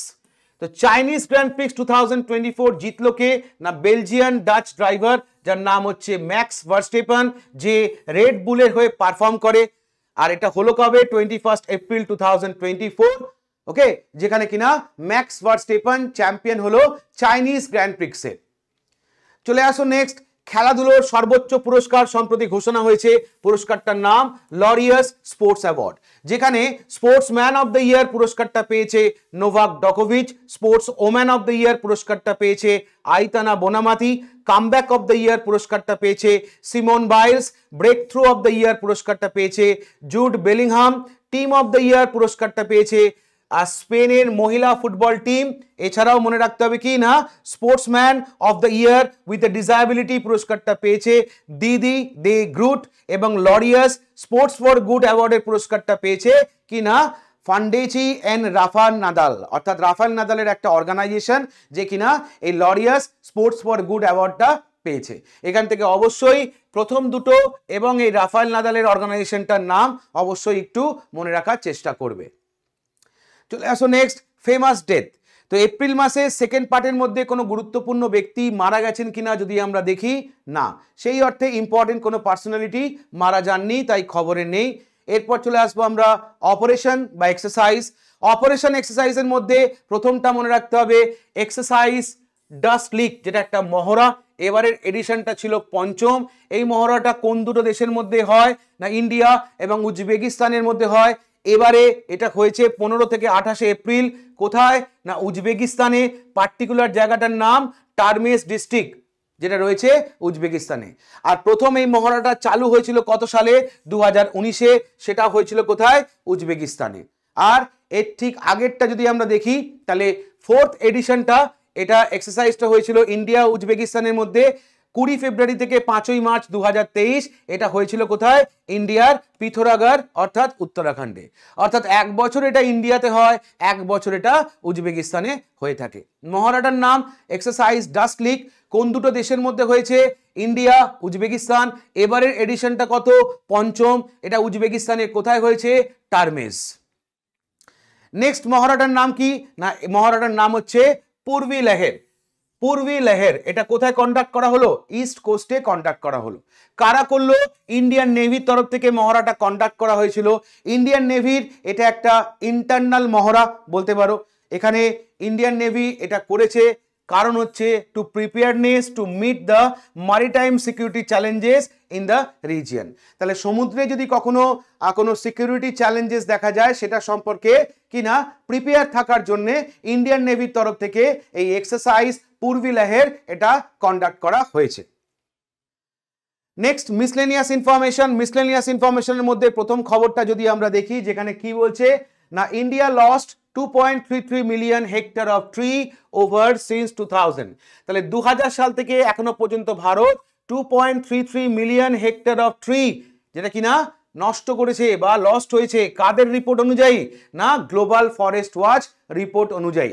যে রিপোর্টে দেখা যাচ্ছে যে ইন্ডিয়া 2000 সাল থেকে প্রায় 2.33 মিলিয়ন হেক্টর বলতে পারো গ্রিনারি বা ফরেস্ট এটা নষ্ট করেছে, যেটা কিনা equivalent to A 6% decrease in the tree cover during 2001 to 23। তাহলে 2001 থেকে 23 পর্যন্ত তুমি যদি ক্যালকুলেশন করো তাহলে এটা মোরলেস 6% বলতে পারো ট্রি কভার কমিয়েছে।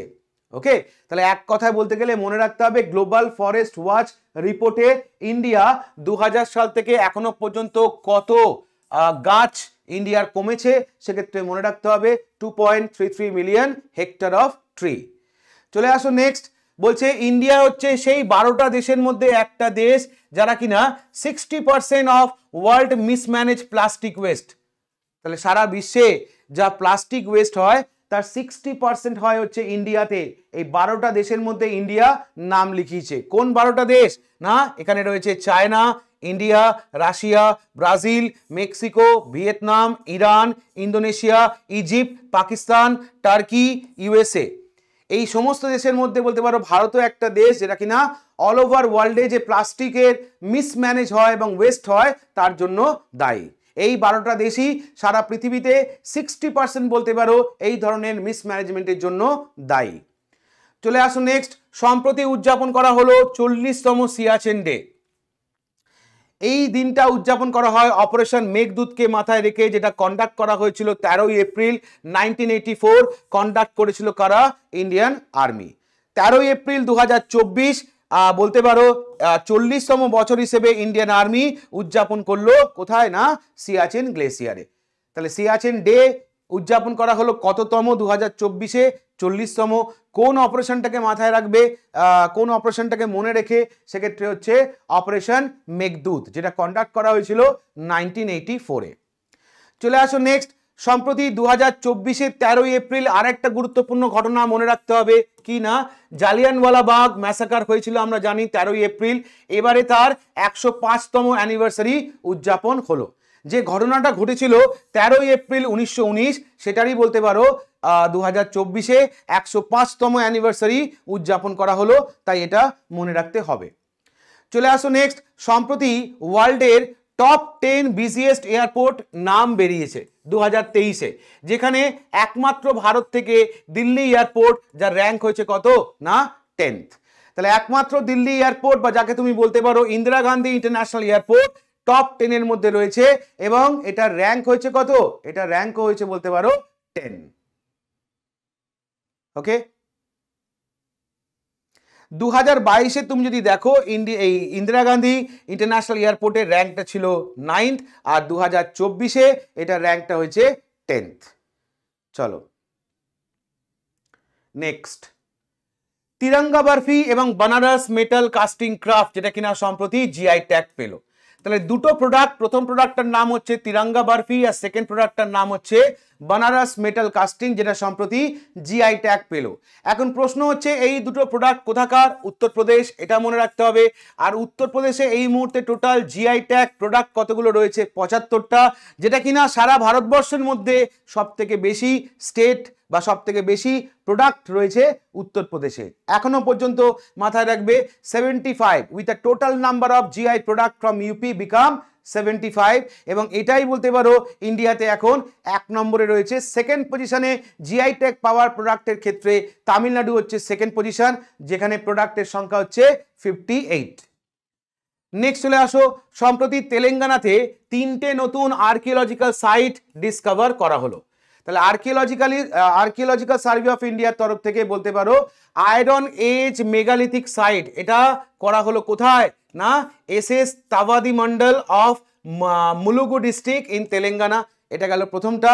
এটা ছাড়াও বলতে পারো এই টিম আরো নতুন দুটো রক আর্ট সাইট, একটা হচ্ছে কি না দামারাতগু গুন্ডালা মন্ডল, আরেকটা হচ্ছে দামারাতগু গুন্ডারা মন্ডল, যেটা রয়েছে কোথায়? না কোথাগুডেম ডিস্ট্রিক্ট তেলেঙ্গানাতে। আরেকটা কি, বা এই সাইটটাকে আরেকভাবে কি বলা হয়? না দেভারালাম্বা বান্দা মুলা, দেভারালাবান্দা মুলা, এই সাইটটাকে আরেকভাবে বলা হয় has only depiction of animal and no human. It is believed that the painting dated back to the Mesolithic age since no weapon or domestic element are show. তাহলে হিসেব করে দেখলে আমাকে পরীক্ষায় জিজ্ঞেস করবে যে সম্প্রতি ভারতবর্ষের কোন রাজ্যে 3টে নতুন আর্কিওলজিক্যাল সাইট ডিসকভার হয়েছে, স্টেটটার নাম দিয়ে জিজ্ঞেস করবে। ডিস্ট্রিক্ট এখানে ইম্পর্টেন্ট নয়, স্টেটটার নাম মনে রাখবে তেলেঙ্গানা। চলে আসো পরেরটা। সুইডেন, যে কিনা সম্প্রতি 38তম সিগনেটারি মেম্বার হলো, কোথাকার? না আর্টেমিস অ্যাকর্ড। তো এই আর্টেমিস অ্যাকর্ডটা কি যদি আমরা দেখি, তাহলে প্রথমত মনে রাখতে হবে এটা একটা জয়েন্টলি লঞ্চ করা হয়েছিল between NASA and US department of state. কবে? 2020-তে। উদ্দেশ্য কি ছিল? Of advancing bilateral and multilateral space cooperation between the signatories. তাহলে যারা সাইন করবে তাদের মধ্যে বাইল্যাটারাল এবং মাল্টিল্যাটারাল স্পেস কোঅপারেশন হবে। তো এই যে সনদ বা আর্টেমিস অ্যাকর্ড, এখানে 38তম মেম্বার কান্ট্রি হিসেবে সম্প্রতি যে দেশটা জয়েন করলো, দেশটার নাম কি? না সুইডেন। মাথায় রাখবে 15 এপ্রিল 2024-এ 37তম মেম্বার কান্ট্রি হিসেবে জয়েন করেছিল সুইজারল্যান্ড, আর 38তম মেম্বার কান্ট্রি হিসেবে এখানে সাইন করলো, সেটা হচ্ছে সুইডেন। নেক্সট, 8 ইন্ডিয়ান অরিজিন যাদের কিনা এবছর টাইম 100 মোস্ট ইনফ্লুয়েন্সিয়াল পিপল ওয়ার্ল্ডের রেসপেক্টে লিস্টে রাখা হয়েছে। তাহলে time magazine all over world থেকে 100 জন ব্যক্তিকে বেছে নিয়েছে কি হিসেবে? না ওয়ার্ল্ড মোস্ট ইনফ্লুয়েন্সিয়াল পিপল 2024। সেখানে আটজন ভারতীয়র স্থান হয়েছে ইন্ডিয়ান অরিজিন, যার মধ্যে রয়েছে আলিয়া ভট্ট, দেব পটেল, সাক্ষী মালিক, সত্য নাদেলা, অজয় পাল সিং বাঙ্গা, জিগার শাহ, আসমা খান এবং প্রিয়ামবদা নটরাজন। এই আটজন বলতে পারো যারা কিনা এই লিস্টের মধ্যে স্থান পেয়েছে। চলে আসো নেক্সট, 26তম ওয়ার্ল্ড এনার্জি কনফারেন্স বা কংগ্রেস সম্প্রতি কোথায় হয়ে গেল? রটেরডাম। এটা কোথায় আছে? নেদারল্যান্ড। আর এই সম্মেলনের এবারে থিম ছিল redesigning energy for people and planet. তাহলে এই কনফারেন্সটা কোথায় হয়েছে? দেশ জিজ্ঞেস করলে নেদারল্যান্ড, পার্টিকুলার জায়গায় জিজ্ঞেস করলে রটেরডাম। কবে হয়েছে? 22শে এপ্রিল থেকে 24শে এপ্রিল। এবারের এডিশনটা ছিল 26তম। আর কনফারেন্সটার নাম কি? ওয়ার্ল্ড এনার্জি কনফারেন্স এবারেরটার নাম। চলে আসো নেক্সট, পরেরটা। সম্প্রতি মণিপুর উদযাপন করলো 133তম কি না খংজম ডে। এটা বিশ্বাস করা হয় কি না মণিপুর 23শে এপ্রিল, যে কিনা তার 1891 সালে যে অ্যাংলো মণিপুর যে যুদ্ধ হয়, যেটাকে বলা হয় লাস্ট ব্যাটেল, যেটা হয়েছিল between the kingdom of Manipur and the British empire, সেই যুদ্ধে যে সমস্ত মণিপুরি সোলজার্সরা মারা যায় তাদের প্রতি শ্রদ্ধা জানাতেই এই দিনটা উদযাপন করে হচ্ছে মণিপুর। দিনটার নাম হচ্ছে খংজম ডে। মাথায় রাখবে, সম্প্রতি এটা উদযাপন করা হলো, এবং এটা উদযাপন করা হলো কততম যদি জিজ্ঞেস করে সেক্ষেত্রে মনে রাখবে 133তম। আর কোন তারিখে এটা উদযাপন করা হলো তখন মনে রাখবে 23শে এপ্রিল। ইম্পর্টেন্ট ডে রেসপেক্টে আসতেই পারে। সম্প্রতি ফিলিপিন্সকে কি দেওয়া হলো? ব্রাহ্মোস মিসাইল দিল। কারা দিল? ইন্ডিয়া। ইন্ডিয়া ফিলিপিন্সের মধ্যে 2022-এ একটা চুক্তি হয়, যে চুক্তির মধ্যে ফিলিপিন্স ইন্ডিয়াকে 375 মিলিয়ন ইউএস ডলার দিচ্ছে কি না এই ব্রাহ্মোস মিসাইলটা প্রদান করার জন্য। তো তার ফার্স্ট ব্যাচ বলতে পারো ইন্ডিয়ার তরফ থেকে তুলে দেওয়া হলো কার হাতে? ফিলিপিন্সের হাতে। মিসাইলটার নাম ব্রাহ্মোস। কারা দিল? ইন্ডিয়া। কাদের দিল? দিল মানে বিক্রি করলো কাকে? না ফিলিপিন্সকে। ফার্স্ট ব্যাচটা দিল। এটা এই যে ডিলটা সাইন হয়েছিল, এগ্রিমেন্টটা হয়েছিল 2022-এ, যে এগ্রিমেন্ট অনুসারে ফিলিপিন্স গভর্নমেন্ট অফ ইন্ডিয়াকে দিচ্ছে 375 ইউএস ডলার, পরিবর্তে ইন্ডিয়া ডেলিভার করবে ব্রাহ্মোস সুপারসনিক ক্রুজ মিসাইল। কাকে দেবে? ফিলিপিন্সকে। ওকে, তাহলে এই ছিল পার্ট 2 কারেন্ট অ্যাফেয়ার্স এপ্রিল মাসের রেসপেক্টে। আশা করি পুরো এপ্রিল মাসের ঘটনাটা তোমাদের সামনে রাখতে পারলাম। ক্লাস কেমন লাগলো কমেন্ট সেকশনে জানাতে ভুলবে না। আর এই ধরনের মান্থলি কম্প্রিহেনশন আমাদের আসতেই থাকবে। এর সঙ্গে ডেলি কারেন্ট অ্যাফেয়ার সিরিজ যেটা চলছে প্রত্যেক দিন সকাল 8:30টায় লাইভ সেশন, ক্লাসটা করতে ভুলো না। এছাড়াও মাসের প্রথম 15 দিন পর একবার রিভিশন চলছে ওয়াইটিতে, আবার 15 দিন পর আবার রিভিশন ওয়াইটিতে। তাই সব কিছু নিয়েই তোমাদের কাছে আবার হাজির থাকবো পরের একটা ভিডিওতে। Thank you for all.